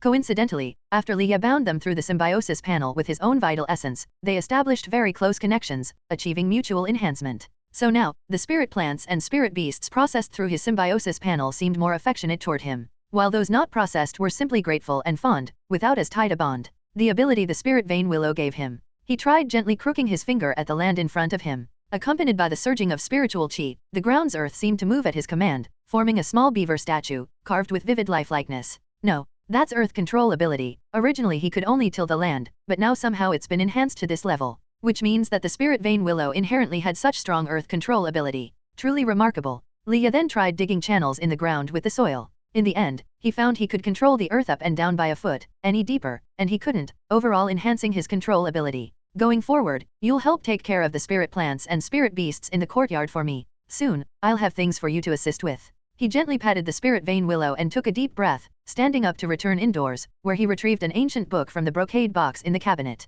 Locust Spirit Scroll. 2,000 points of vital essence. If you really are a golden core, then I'll have an ace up my sleeve in the future. Leah murmured a few words, lightly pressing the purchased forbidden character technique onto the cover of the Locust Spirit Scroll. Then he infused his own unique spiritual power into the forbidden character. The forbidden character, which had settled on the yellow paper, completely melted around it, turning the yellow paper into viscous spiritual liquid, slowly permeating the Locust Spirit Scroll. And it itself was thoroughly imprinted on the scroll's cover. Throughout the entire process, the Locust Spirit Scroll did not change at all. Success. Next comes symbiosis. The smoothness of this process was not unexpected. The real test would come when the Locust Spirit Scroll fully awakened. He carried the locust spirit scroll over to the spirit vein willow and was surprised to find many golden horned ants had appeared around the willow without him noticing. They were busily transporting soil nurtured by the spirit vein willow. The golden horned ants seemed to really like the spirit vein willow, and the willow did not refuse their approach. You all really know how to show up. But, can a triple symbiosis work? Leah thought it was worth a try, but surely he couldn't use so much of the symbiosis panel on all the golden horned ants at once, or he'd definitely run out of vital essence. He chose the queen ant of the golden horned ants. After extracting the queen ant from the nest and bringing it to the spirit vein willow, he tried letting the two come into contact, then decisively activated the panel's ability. Binding successful. His vital essence rapidly decreased at a visible rate. In the end, as much as 600 points had reduced. Previously, the first and second tier symbiosis used 20 and 100 points respectively, but this time it reduced by a full 600, meaning the third tier is 600? 2000 points must be the fourth tier at least. No time to accumulate slowly, I need a solution right now. He set down the golden horned ant queen and silently retrieved a few pills from his pocket, swallowing them down. These pills were bought from Suya and were meant to replenish vitality and strengthen the body. Swallowing down several pills, the 600 points lost were quickly restored. Let's see what mysterious abilities you hold. Taking a deep breath, he chose to bind the locust spirit scroll and the spirit vein willow in symbiosis again. The spirit vein willow was still happy to share its spiritual power, as it could faintly sense the unique arboreal energy within this scroll. Thus, it was very willing to form a symbiosis. Binding successful. As much as 2,000 points of vital essence rapidly drained, even causing him some discomfort, while the locust spirit scroll in his hand began undergoing indescribable changes. Chapter 43, Divine Techniques, Life Breath Spirit Transformation Scroll. The locust spirit scroll seemed to come alive. With the help of a branch from the spirit vein willow, flowing with spiritual power, the willow branch constantly transmitted spiritual chi to the scroll. As for the rest of the branches, they all withered and turned to dust, leaving only the single branch remaining. By rights, drawing spiritual chi like this should cause the spirit vein willow great pain, but Leah could only sense its joyful mood, seemingly a bit impatient. Meanwhile, drops of ink dripped from the pages of the locust spirit scroll. Drip, drip. When the ink splattered on the ground, it created ripples which formed into ink drawings of flowers, plants, and trees, quickly filling Leah's courtyard. Momentarily immersed in ink, the courtyard bloomed with flowers. Even more astonishing was that these ink-drawn flowers, plants, and trees seemed alive, swaying with the wind. They even exuded the fragrance of ink and the aroma of flowers and plants, as if painted by a great power cultivator, splashing ink to create mountains and rivers. The beavers curiously gazed at the suddenly emerged landscape, yet dared not move, obediently staying on their nests, evidently aware something was amiss. An incredibly terrifying spiritual pressure left Leah's mind somewhat hazy. Golden Core? This must be a powerful spirit demon of the Golden Core level? Time slowly passed. About half a tea's time later, the surface of the locust spirit scroll suddenly unveiled a completely black cat, without a single stray fur. It looked at Leah with piercing black eyes. Meow. The gentle cat's cry seemed to directly seep into his heart, causing ripples in his divine sense, where in its little lake, a water-soaked ink-dyed locust tree bloomed. It stood rooted in Leah's divine sense, fully under Leah's control. Leah could disperse it instantly, as easily as breathing. What is this? According to many legends, locust trees often have ominous associations. Like ghost trees and such, locust trees often give rise to eerie and sinister things. Even the locust spirit scroll itself contains records of strange occurrences. Yet, this locust tree imparted a peaceful feeling to Leah. Its extending branches and leaves seemed as if painted by ink, remaining eternally as a wondrous sight within the painting. And when Leah deeply sensed the ink-painted locust tree rooted in his divine sense, a revelation shone within his heart. Ink realm fully died. Life breath spirit transformation. Life breath spirit transformation scroll. His eyes widened in an instant. Not to mention the locust tree rooted in his divine sense could stabilize the sense. Merely this information alone was deeply terrifying. This was a divine technique, a scroll drawn using the residual spirituality of life, capable of preserving spirituality for eternity. It could be summoned when needed to provide assistance, a special divine technique. Currently, both the tree and the cat, even the locust spirit scroll itself, emerged from the remnants of this divine technique. This divine technique was complex, yet the enlightenment flashed in his mind, effortlessly comprehending all its information, as if repeated practice made it inherent. To be honest, this was a very powerful divine technique. But, he had never learned the art of drawing. Knowing the method but unable to execute it due to lack of drawing skill? That would indeed be too tragic. Just as this sentiment arose, the black cat lying on the locust spirit scroll in the distance let out another meow. From the ink-drawn flowers and plants beside him, a brush spontaneously appeared in his hand. If Leah did not misunderstand, its meaning was, just paint. Just paint? Can I really just paint anything? Holding the brush, Leah was truly hesitant. What should he paint? To date, Leah hadn't witnessed many spirit beasts or spirit plants dying, but the most memorable was. Recalling the glazed snow lotus situation, he lightly swung the brush. Ink converged midair, miraculously crafting the image of an intricate lotus, seemingly absorbing some floating spiritual power. That was the residual spirituality left by the glazed snow lotus after withering in this courtyard, now gathered by this power and retained in the ink-formed glazed snow lotus. Momentarily, this roughly drawn yet full of charm glazed snow lotus completely took shape. It quietly lay before Li Ye, emanating the cold aura flowing within it, along with the scent belonging to the glazed snow lotus, as if genuinely existent. The black cat meowed contentedly a few times. This was the small technique left by its master to draw paintings. As long as one truly understands that touch of charm, simply splashing onto paper, and the painting will practically draw itself. However, if one completely misunderstands, attempting to retain that shred of spirituality using this divine technique is absolutely impossible. Rather than being a painting skill, it's more akin to painting with divine sense and thought. With spirit comes form, without spirit comes nothing. Even the best painting technique pales compared to spirituality. Amazing divine technique. Able to paint using residual life breath. But, is there more? Li Ye gently set down the glazed snow lotus he was holding, turning his gaze to the black cat which also quietly watched him, lightly meowing a few times. Dash indeed, my book holds more within it, sealed by the great power cultivator who left this divine technique. If Li Ye wishes to gain its power, he must strive harder. After speaking, it lightly bounced off, diving back into the locust spirit scroll. Along with the unfolding of the scroll, the watering flowers and plants also transformed into countless ink marks, returning inside. The locust spirit scroll then flew to Li Ye's hand, gently landing. Seemingly as if nothing had ever occurred. Li Ye looked down, the previously blurred cover turned into an image. It was a gigantic ink locust tree, a black cat resting among the branches. This painting seemed somewhat rough, yet vividly full of spirit.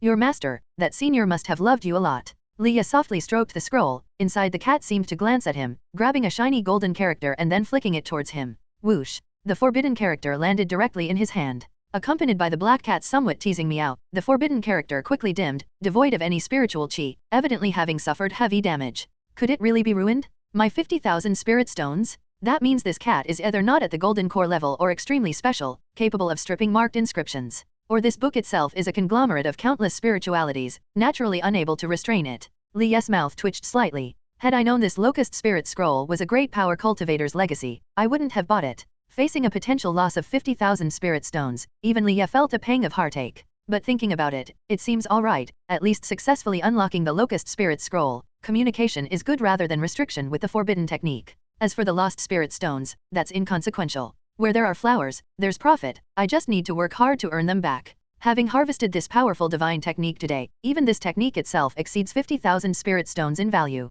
After convincing himself thus, he even subtly felt he had gained. Yet why, upon seeing the forbidden character in his hand, he couldn't help but want to sigh, perhaps consulting whether it's reparable. Chapter 44, The New Courtyard Arrangements of Mo and the Ants. The warm spring sunlight poured down, accompanied by the fragrant scent of grass and wood carried by the gentle breeze. On the second day after Li Ye returned home, a person claiming to be from the steward hall of the Huya marketplace came to him, saying they were there to help expand his courtyard. They asked if he had time now. Perfect timing, I do have time right now, he replied. Li Ye naturally did not refuse. Currently, there was actually a large vacant land surrounding his courtyard. There was a distance of 2 or 3 acres between his courtyard and his neighbors, which was why he had yet to meet his neighbor. Alright then, what kind of courtyard does the Dao you desire? Please look, this is the diagram. He took out a hand-drawn sketchbook, which contained designs for various courtyards. There were classic pavilions and towers, simple grass huts with fences, and even a chaotic style of rocky shores. It could be said to have everything, fully equipped. Oh, let me have a look, he said. After careful reading, Li Ye chose something slightly simpler. As long as there was a pavilion and flowing water, it seemed comfortable, the rest could be gradually filled in later. Will this do? After thoroughly understanding Li Ye's requirements, Steward Yang patted his chest and said, Dao, you can rest assured, this matter is simple and will be completed in 2 days. After saying this, he turned and left. Soon after, Li Ye saw him bringing over some cultivators, who began releasing dog-like spirit beasts that were adorable, slender, and as straight as rulers. These spirit beasts used their bodies to measure the land, and their paws dug in with extreme speed, quickly excavating the ponds and waterways Li Ye needed. Most importantly, their collaboration was remarkably precise. Though appearing as a chaotic group, each spirit dog's dugout waterway seamlessly connected. They divided the work effectively, their efficiency strikingly rapid. Then, Steward Ying had a cultivator release spirit beasts resembling mud bulls. Wherever they roamed, the soil was controlled, gradually forming the embryonic structures of courtyard walls and pavilions. However, they seemed to be guided, with a cultivator nearby obviously sitting in meditation, forming hand seals. Presumably, through divine sense guidance, the mud bulls could build intricate structures. Li Ye watched for a while before returning inside his courtyard, murmuring, Luban spirit dogs, yellow mud bulls, 3rd-tier spirit beasts used for building houses. Truly a luxury indeed. After learning the divine techniques from the life breath spirit transformation scroll, his sensitivity to spiritual chi and spirituality increased. He could almost deduce the tiers of spirit beasts or spirit plants. Those spirit beasts undoubtedly were third-tier foundation establishment stage. Using foundation establishment stage spirit beasts to construct a courtyard. He lay down on a deck chair, near the stone table that had a glazed snow lotus crafted through divine technique, emanating cool coldness and fragrance amidst the spring sunlight and gentle breeze. This divine technique was indeed magical. The only difficulty was finding ink. The ink required the special method passed down through divine technique, gathering death chi to create ink depicting spirituality. Forget it. Suya Deo, you invited me to distribute wheat. Let's see if there's a chance to find some. Within his courtyard, he certainly couldn't obtain enough death chi, which was crucial for the divine technique. He relaxed in the rocking chair, gazing at the distant golden-horned ants in a daze. Those golden-horned ants seemed a bit peculiar. The willow branches of the spirit vein willow exist between tangible and intangible, allowing them to easily penetrate thick soil layers. The golden-horned ants actually separated the willow branches, transporting them into their dug chambers, using them continuously to dig downward, like creating tunnels. With these tunnels, they could effortlessly dig up minerals hidden within the soil layers. Even as beavers used urine and other means to interfere, the ants quickly detected it. If you don't mine with these talents, it's quite a waste. Wait, mining. Leah suddenly remembered hearing about the Mo family reopening a gold mine at Huia Marketplace this summer during a pill auction event. The most precious mineral there can create Buddha's crown gold, known for peace and exorcism properties. There were accompanying minerals like sharp gold, silver, and brass, considered less valuable and common. Due to the mine's unique nature, collaboration with the Four Seasons sect would occur, utilizing earth vein arrays to migrate 30 mine entrances directly to the sect's shops for cultivators to mine. Renting a mine entrance will cost 50 spirit stones per day. The Buddha's crown gold mined belongs entirely to the Mo family, while other possible accompanying minerals will belong to the cultivators. 50 spirit stones for occupying a day, which is indirectly providing benefits and requires connections for obtaining a quota. At that time, he noted down this news, reflecting he must ask Soya if he could secure a spot, to see if his golden-horned ants could surprise him. 2 days later, Steward Yang, smiling, pointed at the courtyard identical to Li's original courtyard walls, saying, "Your request has been fulfilled. Please inspect it to see if it's satisfactory. If so, you just need to give me 100 spirit stones as compensation." Lia actually visited over the past 2 days, and was quite pleased with the courtyard they constructed. This courtyard had flowing streams and blooming flowers, even a small pond surrounded by pavilions. Perfect for chatting, tea drinking, philosophical discussions, and flower appreciation. Thus, he happily paid 100 spirit stones, saying, "I've inspected the courtyard, I'm very satisfied. Dao Yu's skills are indeed up to credit." "Haha," Steward Yang responded with a laugh, "Dao Yu overly praises me, I shall take my leave. If there are any issues, just come to the steward hall. Farewell, Dao Yu." Watching Steward Yang leave, Lia opened the gate, entering this new courtyard approximately 2 acres large.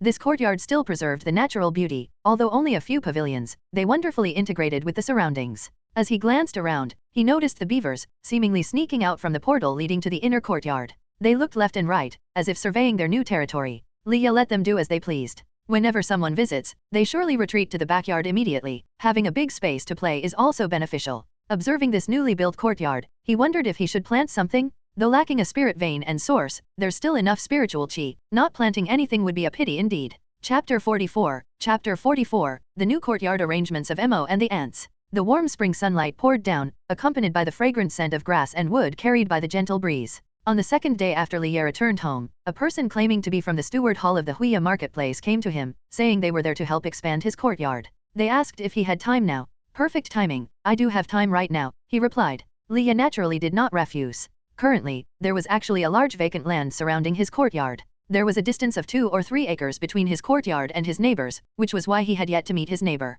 "All right then, what kind of courtyard does the Dao you desire? Please look, this is the diagram." He took out a hand-drawn sketchbook, which contained designs for various courtyards. There were classic pavilions and towers, simple grass huts with fences, and even a chaotic style of rocky shores. It could be said to have everything, fully equipped. "Oh, let me have a look," he said. After careful reading, Lia chose something slightly simpler. As long as there was a pavilion and flowing water, it seemed comfortable. The rest could be gradually filled in later. "Will this do?" After thoroughly understanding Lia's requirements, Steward Yang patted his chest and said, "Dao, you can rest assured, this matter is simple and will be completed in 2 days." After saying this, he turned and left. Soon after, Lia saw him bringing over some cultivators, who began releasing dog-like spirit beasts that were adorable, slender, and as straight as rulers. These spirit beasts used their bodies to measure the land, and their paws dug in with extreme speed, quickly excavating the ponds and waterways Lia needed. Most importantly, their collaboration was remarkably precise. Though appearing as a chaotic group, each spirit dog's dugout waterway seamlessly connected.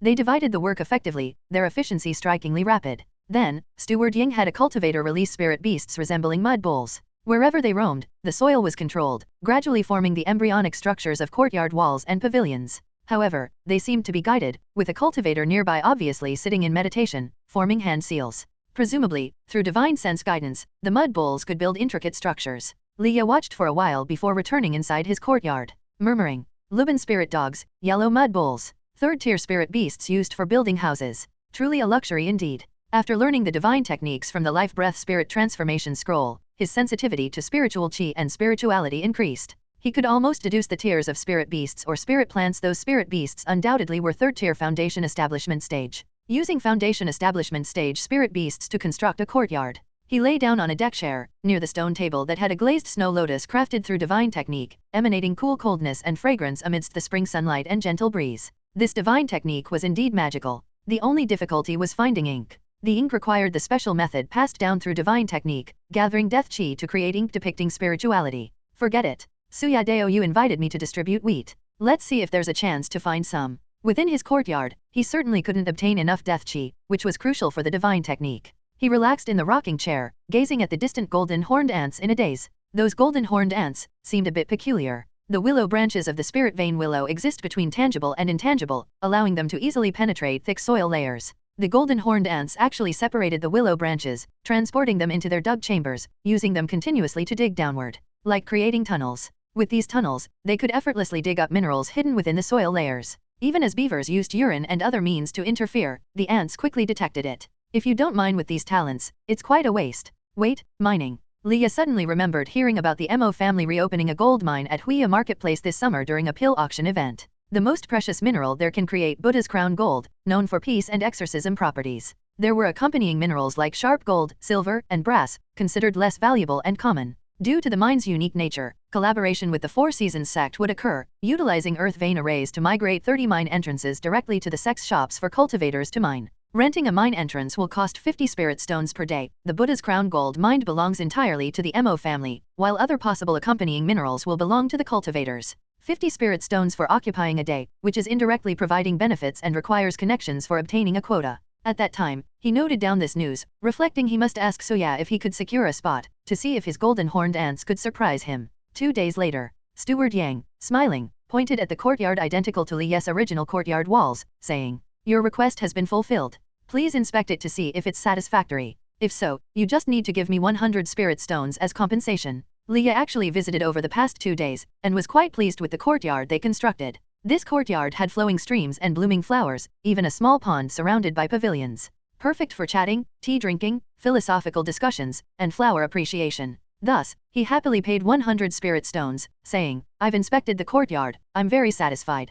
Dao Yu's skills are indeed up to credit. Haha, Steward Yang responded with a laugh, Dao Yu overly praises me, I shall take my leave. If there are any issues, just come to the steward hall. Farewell, Dao Yu. Watching Steward Yang leave, Leah opened the gate, entering this new courtyard approximately 2 acres large. This courtyard still preserved the natural beauty, although only a few pavilions, they wonderfully integrated with the surroundings. As he glanced around, he noticed the beavers, seemingly sneaking out from the portal leading to the inner courtyard. They looked left and right, as if surveying their new territory. Leah let them do as they pleased. Whenever someone visits, they surely retreat to the backyard immediately. Having a big space to play is also beneficial. Observing this newly built courtyard, he wondered if he should plant something. Though lacking a spirit vein and source, there's still enough spiritual chi. Not planting anything would be a pity indeed. Befriend him. Chapter 45, Bitter Spirit Gourd and Love Life and Death Beans. You want to plant something. That should be simple enough. Suya, who came over immediately with a lunchbox after he built the courtyard, said without hesitation.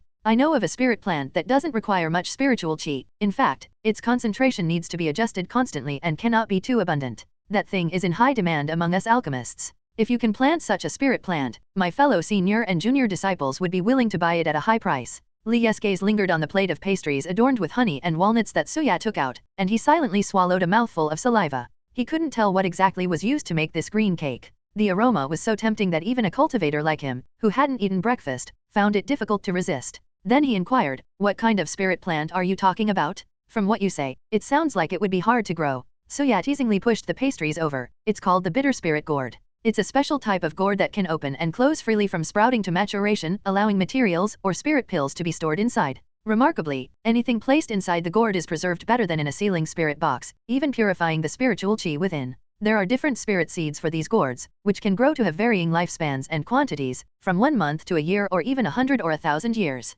Once past the maturation stage, it becomes as hard as iron, beginning to nurture the spiritual materials or spirit pills inside, only retrievable once its lifespan expires. Cultivators in the sect who can grow gourds over 10 years old are quite renowned, because the daily required spiritual chi for these gourds subtly changes, but overall doesn't need much. Saying this, he flipped his hand and took out several red gourd seeds from his storage ring. Here, I've brought some. If you're willing to plant them, I'll give you the spiritual materials needed for 1 month right away. At this point, Leah slowly consumed the sweet and glutinous green cake, contentedly squinting his eyes as he gazed at the red seeds. Name, bitter spirit gourd red 1 month growth. Status, awaiting germination, expecting death. Mood, anticipating germination. Bindable, special turtle type spirit beast.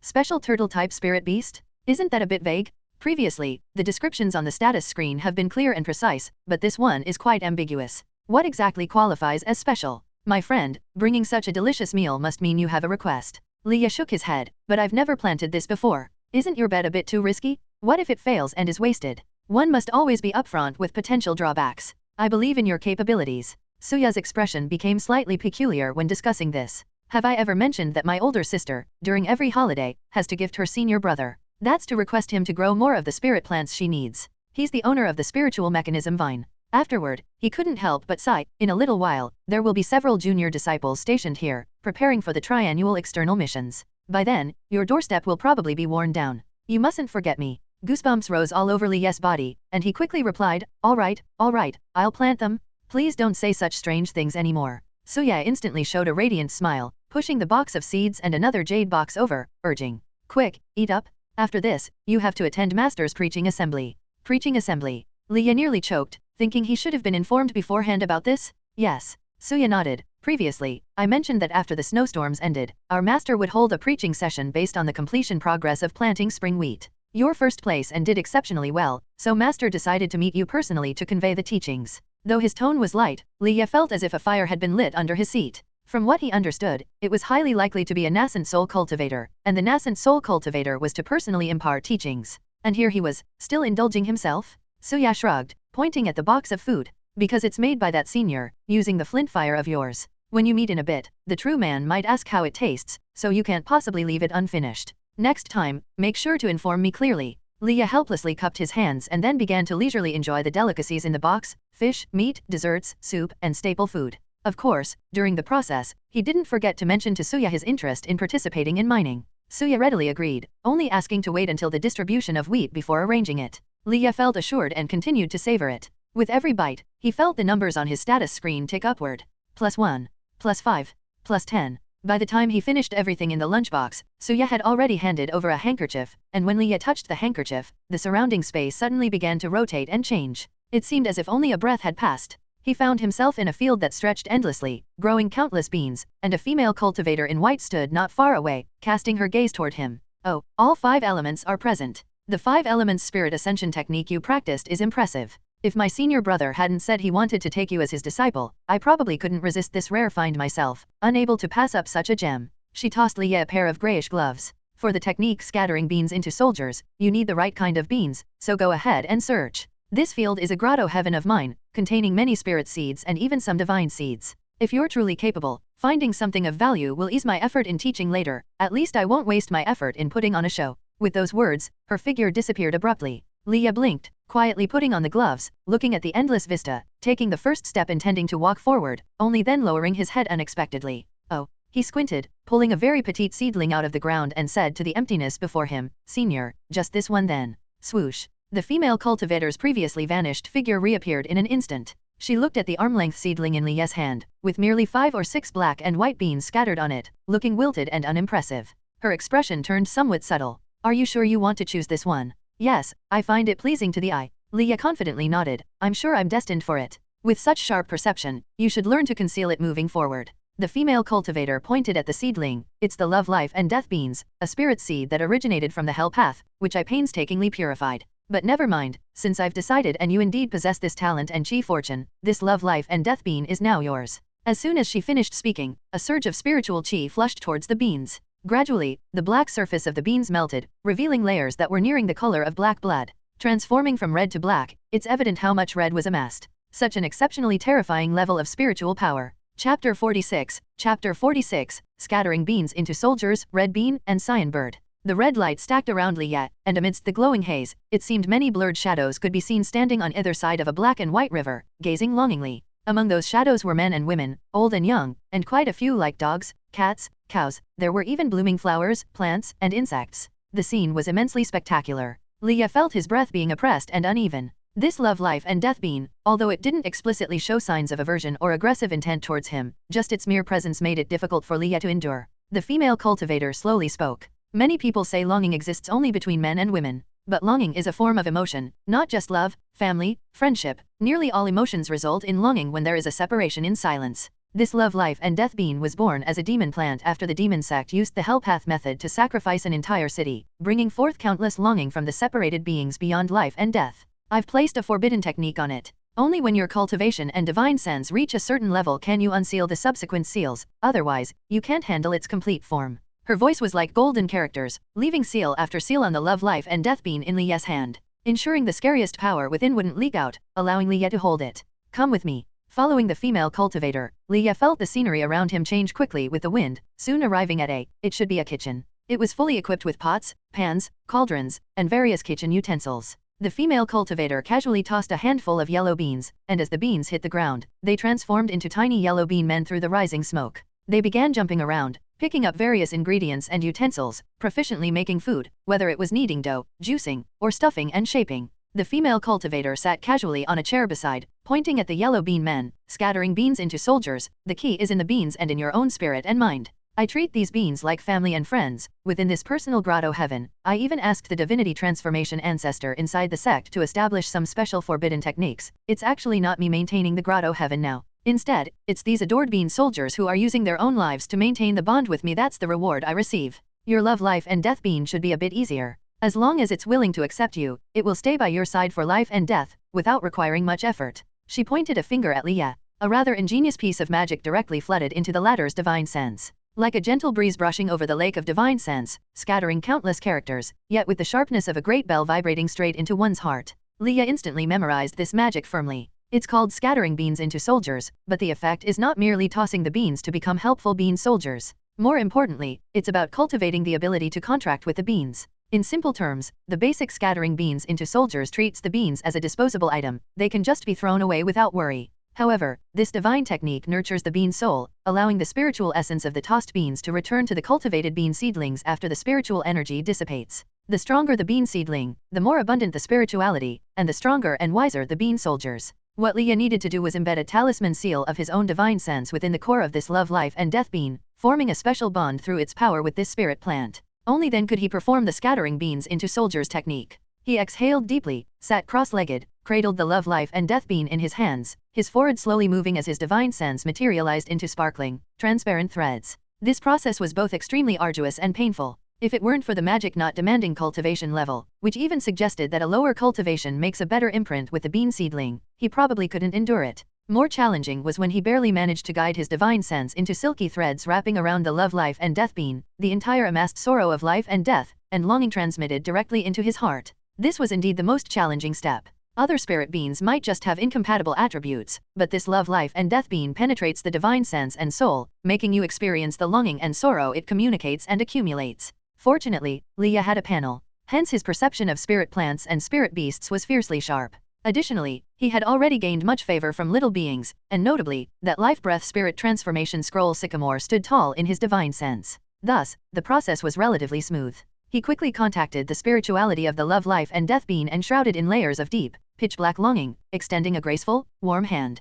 Come, then. I am willing to share in this pain with you. The pristine, untainted line of divine sense approached the red bean nestled in the corner. The small red bean's surface appeared as if eyes were blinking upon it, observing the hand and sensing many auras within. It seemed as if a colorful beaver smiled, showing its large teeth at it. That's when it didn't resist the touch and caress of the big hand. The thread entwined around it, forming a flickering, starry bright talisman seal. A phantom of a red bean appeared on Liya's wrist. This signified that the talisman seal had been successfully imprinted. The female cultivator sitting afar enjoying a green rice ball squinted her eyes. How did this boy garner so much affection from spirit plants and spirit beasts? There's actually a distinct aura suppressing his sea of consciousness. She could easily see this through her immense power, but she loathed the idea of elders or great power cultivators seeing through her, so naturally, she wouldn't do so. Such good talent, no wonder the senior brother noticed him. The female cultivator sighed deeply, gesturing to a yellow bean man beside her. Go fetch a potted soil, consider it a gift for this young one. The yellow bean man blinked its tiny eyes, happily hopping to bring a flower pot and place it beside her. At this moment, Liya too opened his eyes, lowering his gaze to the love life and death bean in his hand, his fingers already stained with a hint of deep red light. He extended a hand, gently plucking a red bean, then flicking it before him. The red bean rolled across the ground, before transforming into a cyan bird, flapping its wings to perch on Liya's shoulder. Its feathers were as pure as the vast sky and sea, with edges trailing a hint of golden radiance, yet its eyes bore a stark and distinctive contrast of vivid, luminous feathers and dead-still eyes. Liya was instantly dumbfounded. Wasn't scattering beans into soldiers supposed to turn into soldiers? How did it turn into such a cyan bird? He looked at the female cultivator with some confusion, clasping his hands. Senior, why did the red bean transform into such an extraordinary bird? The female cultivator wasn't too bothered. This love life and death bean was refined within our sex grotto heaven by many divine masters, possibly recording some divine essence at that time. Besides, scattering beans into soldiers changes based on what you want it to become. Someone once learned this divine technique from me and spent their days at the joyful fox palace, noting the appearances of some beautiful fox race cultivators.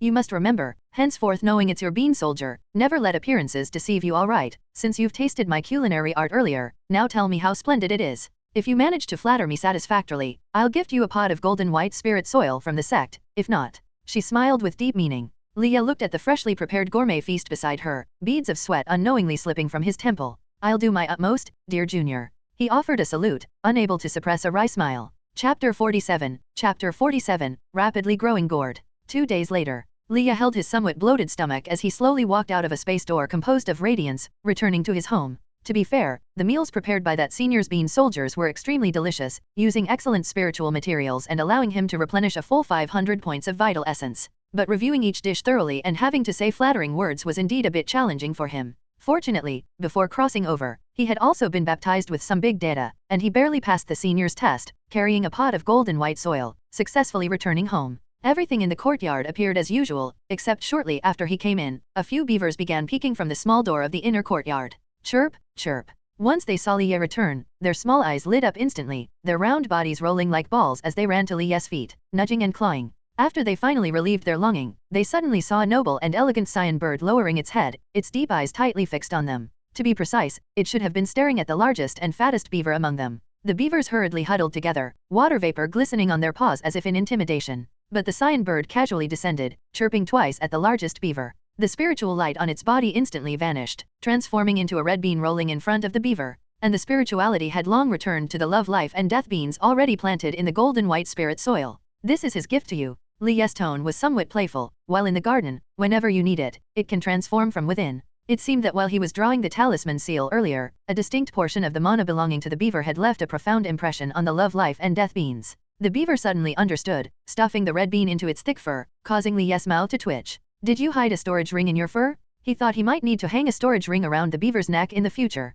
After watching the beaver leave, Liya sat beneath the pavilion, placing the pot of platinum-colored soil before him, observing closely. According to the senior, presumably a nascent soul, this golden white spirit soil was among the best soils for cultivating spirit plants. Even within the Four Seasons sect, it's not something the average disciple could access. In fact, it's visible. This soil is soft and delicate, like mixed gold and silver dust, yet brimming with vitality and spiritual power. With the panel and the talisman seal contract signed with the love life and death beans, he could even feel this soil consciously channeling sufficient spiritual chi to the beans while gathering the surrounding spiritual energy and storing it internally. Truly miraculous. It can actually perceive the needs of spirit plants. After observing for a while, he directly carried the pot of soil along with the love life and death beans to the inner courtyard, placing it beside the spirit vein willow so that it could thoroughly absorb spiritual chi. After positioning it correctly, Liya gently stroked its branches, soothingly saying, "Grow well, as I won't be going out now, but if I encounter danger when going out, I'll need you to protect me." The spiritual light on the surface of the love life and death beans flickered. This demon plant, though sealed by a nascent soul cultivator, still possessed staggering combat strength, not to mention its direct attack on divine sense, which Foundation establishment cultivators might not withstand. In a few days, Suyai invited him to deliver grains. If danger arises, protective measures will be needed, though not necessarily, but precautions are always wise. After securing his most prized possession, he glanced at the courtyard. Though he was away for 2 days, coupled with previous growth, the courtyard was abundant with many harvestable items. The ample spiritual qi allowed the spirit plants and spirit beasts to thrive and flourish. For instance, those golden horned ants, aided by the spirit vein willow, prospered as well, extracting all the ores Leah had bought, even purifying them. Those glittering ores lay beside their nest like rent seemingly offered to Leah, waiting for him to take them directly. Leah naturally accepted them all without reservation and continued his busy work. He sequentially gathered some scales from the golden red dragon carp, small gourds grown by the water gourd, excess branches and leaves of the lotus, and lotus roots at the bottom. He planned to pursue a boutique selection, focusing on nurturing just a few. The excess should be trimmed where needed, leaving only a sufficient amount. These items were what Suya needed, though in small quantity, likely insufficient for a single alchemy session. So he intended to deliver them to Suya later, all of them being a continuous source of spirit stones. Accumulate more spirit stones, so he won't be troubled when needed. The diligent Leah gathered everything, placing it inside the icy array, finally shifting his attention to the bitter spirit gourd given by Suya and the materials needing preservation. To be planted in a spirit qi deficient area, yet it mustn't be too deficient, with daily spiritual qi requirements varying. Why not simply demand the purity of spiritual qi? He couldn't help but make a sarcastic remark. While it seemed capable of being planted in areas lacking spiritual qi, the actual effort far exceeded that for ordinary spirit plants, explaining why Suya might have strongly gifted it to him. But since spirit stones could be earned, and according to Suya, this item is considered a proof of capability within the Four Seasons sect, planting one seemed inconsequential. He took the gourd seeds to the outer courtyard, feeling the emotions transmitted from the seeds as he walked, finally digging soil at the most suitable spot for planting. Despite other stringent requirements, neither the soil nor location demanded much. Even casually scattering some on the ground could allow them to take root and sprout. Once Leah buried the seed within, it almost visibly sprouted, a small, tender shoot emerging from the soil with a verdant hue. So fast. He was taken aback and quickly gathered nearby sticks and other items to construct a fence as the gourd vine seemed to be rapidly growing, as if imbued with magic. In just a short time, it covered the newly built trellis. Several gourd shapes dangled on it. It even skipped the flowering stage, directly forming fruits. Is this normal? Has it defied the natural growth process of gourds? Leah was genuinely amazed, wondering how this could have been cultivated to grow so swiftly. Perhaps shorter lifespan accelerates growth? He didn't have time to ponder much, grabbing the gourd, lightly tapping its shell. A dull sound echoed. The outer skin of the gourd directly peeled off a piece. Afterward, he divided Suya's materials, stuffing them into the gourd, and reattached the shell. The shell was seamlessly adhered by the gourd's secreted resin, fitting perfectly as if it hadn't been apart. It was finally completed. Chapter 48. Chapter 48. Celestial light cloud river, mountains, and rivers become leaves. Is this bitter spirit gourd really troublesome?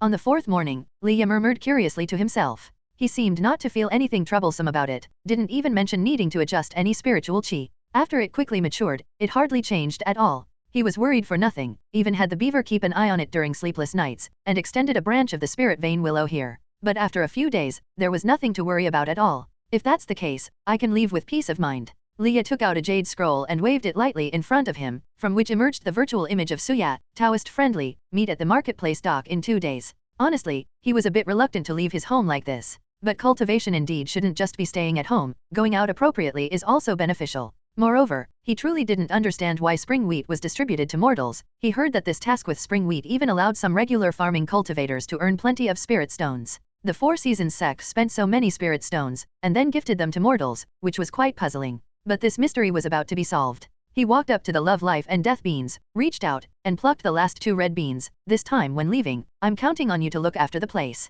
The beaver may be smart, but it still has the mind of a child. I don't know how long I'll be gone, but I'll have to trouble you. Over the past few days, he had already prepared everything at home. He estimated it would take at least half a month away. If things weren't arranged, it would become a mess upon his return. The surface of the love, life and death beans flowed with a deep red brilliance, falling softly, making the red bean mark on Leah's wrist feel a surge of warmth, accompanied by fluctuating emotions. It said nothing, only conveying its emotions to Leah. It was the ripples of yearning, stirred by Leah's imminent departure, conveying its concern and unease to Leah, allowing him to experience this extremely uncomfortable feeling. This was the cost brought by the powerful force of the love, life and death beans. Leah sighed gently and turned to leave. As the courtyard gate closed with a creak, the powerful array belonging to the Four Seasons sect isolated the entire courtyard almost completely from the outside world. The beavers looked up silently at the distance, even the golden red dragon carp paused its movement. It seemed that in that moment, the spirit beasts and spirit plants in the small courtyard all fell into a stillness. The courtyard returned to tranquility. Doc. When Leah arrived here, Suya had already been waiting for quite some time. At this moment, he was already dressed in a neatly arranged blue Taoist robe, having groomed himself again, appearing extraordinarily ethereal and handsome. Upon seeing Leia arrive, he took out a Taoist robe and urged, quickly go into the ship cabin and change, the cloud boat is about to set off. Leia glanced at the Taoist robe in his hand. This is the Four Seasons sect cultivator's Taoist robe, Taoist friend. Ah. Suya waved his hand. When distributing wheat, remember to call me senior brother. Even the uncle master has imparted teachings to you. These trivial matters are irrelevant. Quickly, go. Seeing his unyielding stance, Leia simply entered the cloud boat, casually finding a cabin to change into the Taoist robe. Once he put it on, the surrounding breeze seemed to become refreshing. A jade pendant engraved with his name appeared at the waistband of the Taoist robe unbeknownst to him. After flickering for a moment, it swayed with his steps. Although the spiritual light receded, it retained the lustrous sheen of white jade. Having been used to dressing casually, Leia found wearing the Taoist robe somewhat unfamiliar. But it must be said that wearing the Taoist robe indeed enhanced his aura, transforming him entirely. He stepped to the deck. By then, the cloud boat had begun its journey.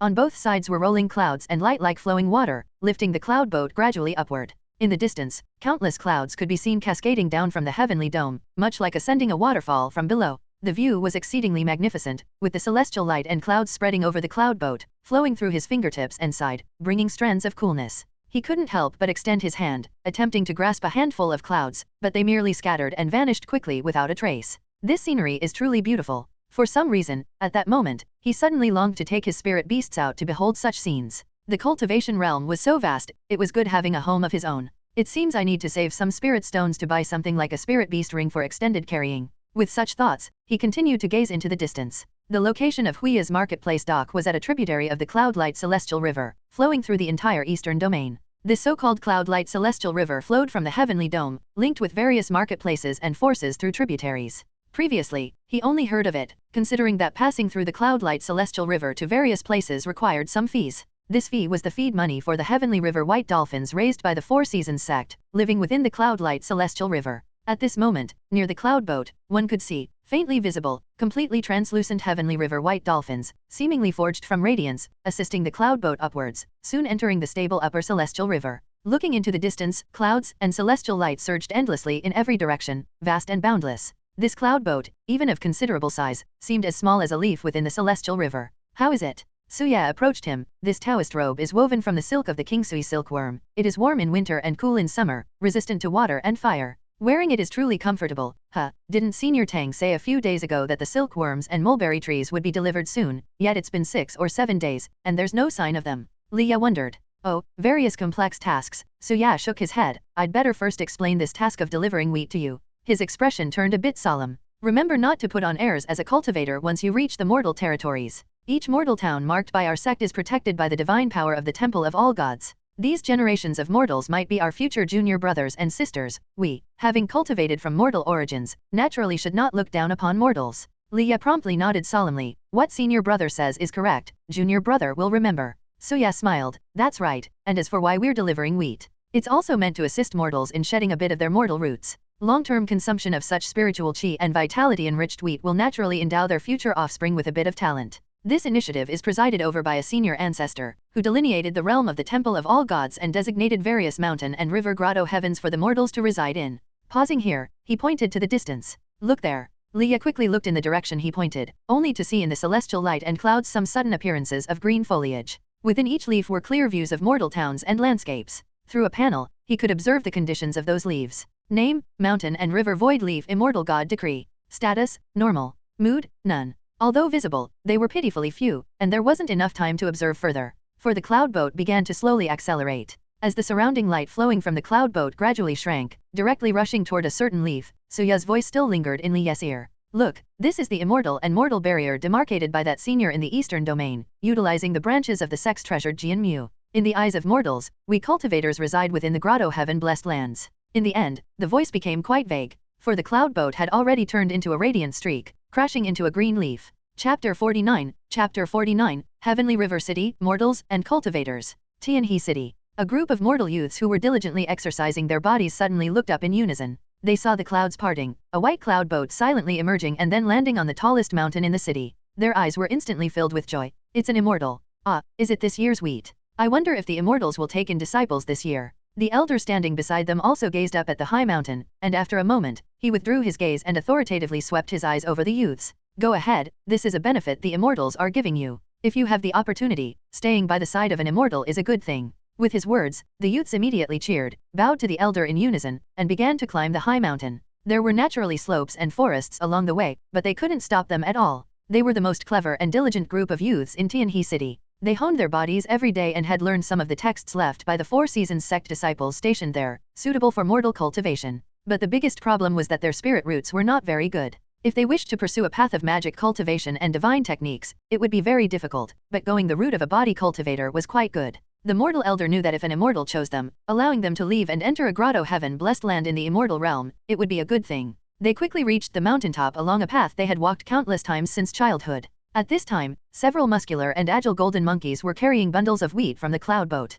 These grains had been sun-dried and only needed minor processing to become flour. Two immortals in blue Taoist robes were chatting with the immortal master stationed there, and the youth stopped abruptly, standing honestly on the side. The guardian there was a female cultivator. When she saw the youths hurry over, she smiled warmly at Liya. Junior brother Li, each year many mortal youths from Tianhe City go to the sect to serve as laborers. Here, though vast and boundless, is nearly impossible for mortals to reach the end within a lifetime. But after a century, it still becomes just a mound of yellow earth. The path of cultivation depends on opportunity and resources. If you find any suitable, let me know. These youths are carefully nurtured by Tianhe City, educated by the sect, skilled in farming and watering, thorough in both mind and practice. Returning to the sect with you would also be an opportunity for them. After saying so, she cupped her hands to Liya, her words sincere. She had been guarding there for a full 100 years, almost witnessing those children grow into youths, yet unable to enter the true cultivation realm, living their lives in the mundane world. Indeed, the regions allocated by the founder of the Four Seasons sect through Jianmu were all interconnected.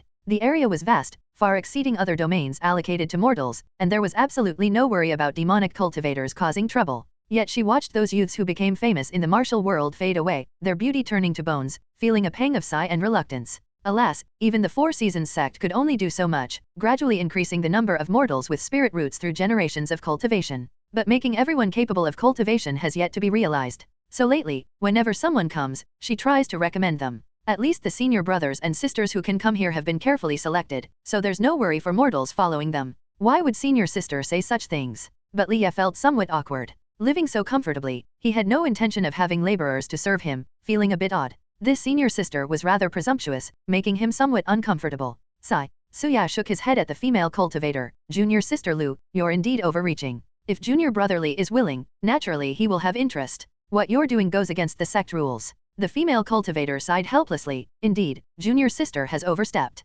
Junior brother Li, the water gate of Tianhe Mountain has opened. Should I have a clever youth take you there to have a look? Tianhe Mountain water gate? What was that thing? Just as Liya was puzzled, Suya leaned in to whisper, did you bring the shining gold with Chi Fortune? In a while, when you reach the water gate, scatter the shining gold into Elder Turtle's pond. The elder will bestow some benefits upon you. This Elder Turtle, could he be the god that Suya mentioned who shelters here? Liya knew what needed to be done and nodded. All right, then please trouble senior sister. Junior sister Lu smiled. You're welcome. She gestured toward the well-behaved youth standing in the distance. A clever one, come and take my junior brother to meet Elder Turtle. The rest, move the wheat down the mountain with the golden apes. Those youths seemed to murmur among themselves, and a tall, wheat-skinned handsome youth emerged. He walked over with some excitement and saluted the group. Zhao he greets you, immortals. The female cultivator nodded casually. Off you go. Zhao he quickly looked at Liya, and seeing him nod, he eagerly led the way ahead. After they left, Suya looked at the female cultivator. How many years of lifespan do you have left? She answered nonchalantly, about 10 years, I suppose. Senior brother, after I pass away, who will replace me as the guardian of Tianhe City?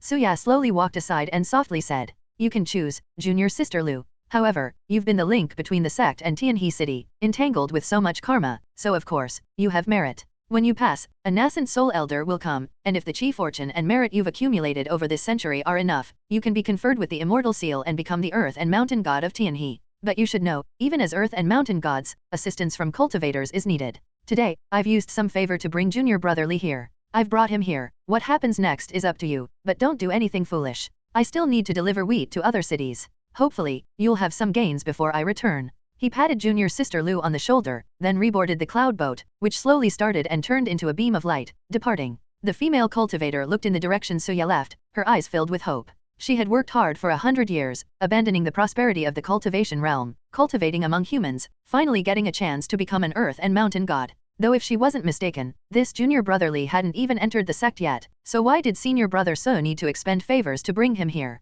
She turned to look at the quiet path behind her and pondered for a moment but decided not to follow. She hoped that the child was clever enough to clearly explain the current situation of Tianhe City. These cave worlds, inhabited by mortals, claim to be treated equally, but each year, there's always a subtle difference in resource allocation. They need help from those in the sect, and the latter needs sufficient merit. Cooperation would naturally be best. Moreover, some spirit plants can only yield seeds and seedlings here. Chapter 50, Warm Water Fat Pine, Medicine for Healing. The path leading to the pond where Elder Turtle resides is an extremely deep trail, flanked by lush pine trees. The bark of each pine tree is covered with large patches of resin. Blue-green flames burn on the resin, seemingly affecting the surrounding temperature slightly, making it feel warm. The scent and warmth of the resin are overwhelming, creating an illusion of being in warm water. It seems to be a second-tier spirit plant. Warm water fat pine. How can the spiritual chi in such a place support the survival of a second-tier spirit plant? He became more curious about the situation here. Even though the spiritual chi here was not very abundant, it was intriguing that the fragrance of these spirit plants had a very obvious calming effect.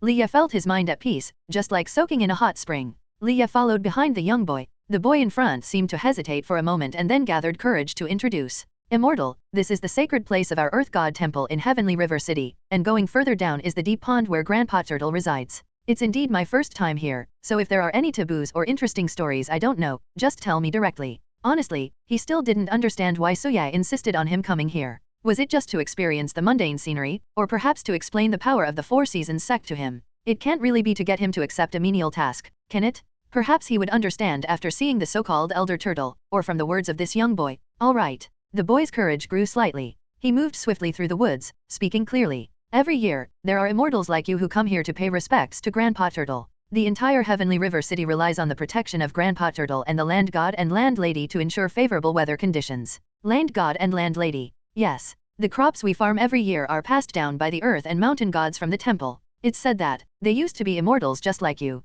Like me, no, it should refer to immortals like Senior Sister Lu whom I just met. I see. Tell me more about the land, I'm very interested. Leah nodded, having some ideas in his mind. Hearing Leah's words, the boy immediately shared everything he knew. Through his description, Leah came to know what Heavenly River City was really like. It turns out that calling it a city is an understatement. It actually spans a vast area, home to millions of people. Beyond Heavenly River City, there are many other cities, with a variety of landscapes and natural scenery all complete. Just as Suya said, a mortal could hardly traverse it all in their lifetime. However, the special resources of each city, such as spring wheat and similar items, need to be obtained through earth and mountain gods from cultivators like Leah in the immortal realm. Likewise, cultivators can also obtain some special items from the mountain gods and earth gods. The exchange benefits both sides. The mountain gods and earth gods can develop their cities, and cultivators can acquire various items spawned by the incense and merit of this world. After this conversation, Leah finally got a clear understanding. Meanwhile, he also secretly marveled at the influence of the Four Seasons sect, within such an isolated grotto heaven free from external interference. Generation after generation nurturing, these mortals have long been utterly loyal to the Four Seasons sect. No death warrior could compare to people nurtured in this way. However, the Four Seasons sect indeed pays a lot of attention to these mortal worlds. No disasters caused by cultivators, plus ensuring Four Seasons smooth, is considered pretty good in the cultivation realm. While the two were chatting, the flaming fragrance in the distance had formed a light mist swirling in midair. The further they went down, the denser the mist became. Even Liet, with his repeatedly refined mana, felt it quite difficult, but the boy beside him remained at ease, as if unaffected. When Leah reached the end of the stairs, the flaming light mist formed a deep pond in the mountains, from which a giant figure slowly rose. Amidst the swirling mist, only its massive silhouette could be seen, but astonishingly a panel appeared. Name, Flintfire Divine Turtle Immortal Seal Enshrinement. Status, good. Mood, joyful. Bindable, involves 6th tier spirit plants related to Flintfire. The Flintfire Divine Turtle fixed its gaze on Leah with eyes like torches, speaking in a very gentle male voice. An interesting boy, you have the spiritual power of the little ones I helped nurture for the sect. How much chi fortune shining gold did you bring? If there's more, just give it all here. I will definitely give you some benefits. Leah did bring some, but only a mere 2 ounces. One must know that a hungry bone, when purified, only yields 2 ounces. The last one had already been handed over, and these 2 ounces were what he managed to save up. He could only helplessly take out a bottle. Elder Turtle? This junior only has this much. That's quite a lot, quite a lot. The Flintfire Divine Turtle stirred the surrounding flame mist. Just pour the chi fortune shining gold in here. Snap. Upon hearing this, Leah directly crushed the bottle and flicked his hand. With a whoosh, a gust of wind swept up the golden liquid into the pond where the Flintfire Divine Turtle resided. Clearly, only 2 ounces of chi fortune shining gold were there, yet it dyed the deep pond in resplendent golden light. The flowing golden halo swirled around the enormous divine turtle, and its mood turned from joyful to overjoyed. Obviously, the chi fortune shining gold benefited it greatly. Leah quietly waited for a while, about the time for a cup of tea, when a piece of fragrant resin fell directly in front of him, wrapped around a pine cone. This substance is the resin and pine cone nurtured by this warm water fat pine. It has the effect of breaking through bottlenecks when burned and soaked in, and can also heal the meridian injuries within you. Most importantly, you can refine this pine cone into a magical artifact to carry with you, perfectly concealing your cultivation. It carries my divine power blessing, even a golden core cannot see through your foundation. In the future, if you have the chance, come see this old man, maybe when I'm awake, I can teach you some divine techniques regarding flint fire. The flint fire divine turtle slowly returned to the deep pond. Before disappearing, it didn't forget to give a few pine cones to the mortal boy beside Leah, with the translucent pine nuts inside being, of course, treasures as well. Watching it completely vanish into the deep pond, Leah gave it a slight bow, then said to the boy, "Let's go." On the way back, the boy wanted to offer those few pine cones to Leah, but Leah wouldn't take them. Clearly, it was a gift from Elder Turtle to him, and Leah couldn't take it. Moreover, his harvest this time was indeed substantial. 2 ounces of Chi Fortune shining gold in exchange for resin that could heal injuries and break through bottlenecks, and a pine cone magical artifact. These were already quite satisfactory to him. Being greedy wouldn't bode well. When he and the boy returned to the mountaintop where they previously were, senior sister Lu had already been waiting there for quite some time. She smiled at Leah. It seems junior brother has quite a bit of fortune. Senior brother So has some matters to attend to, so junior brother should wait here for a while. I also have some things I want to discuss with junior brother. What do you think? Are you willing to let this lad serve at your side? Even if junior brother joins the sect in the future, you'll always need a young one to run errands. Leah helplessly shook his head. Senior sister, you never forget, but this lad is indeed clever. During my time in the mountain and river city, he can indeed serve by my side. He didn't give a definitive answer, but even so, a smile appeared on senior sister Liu's face, and the mortal boy beside was overjoyed. Even if he couldn't leave, being able to stay with an immortal for a few days was an extremely rare fortune.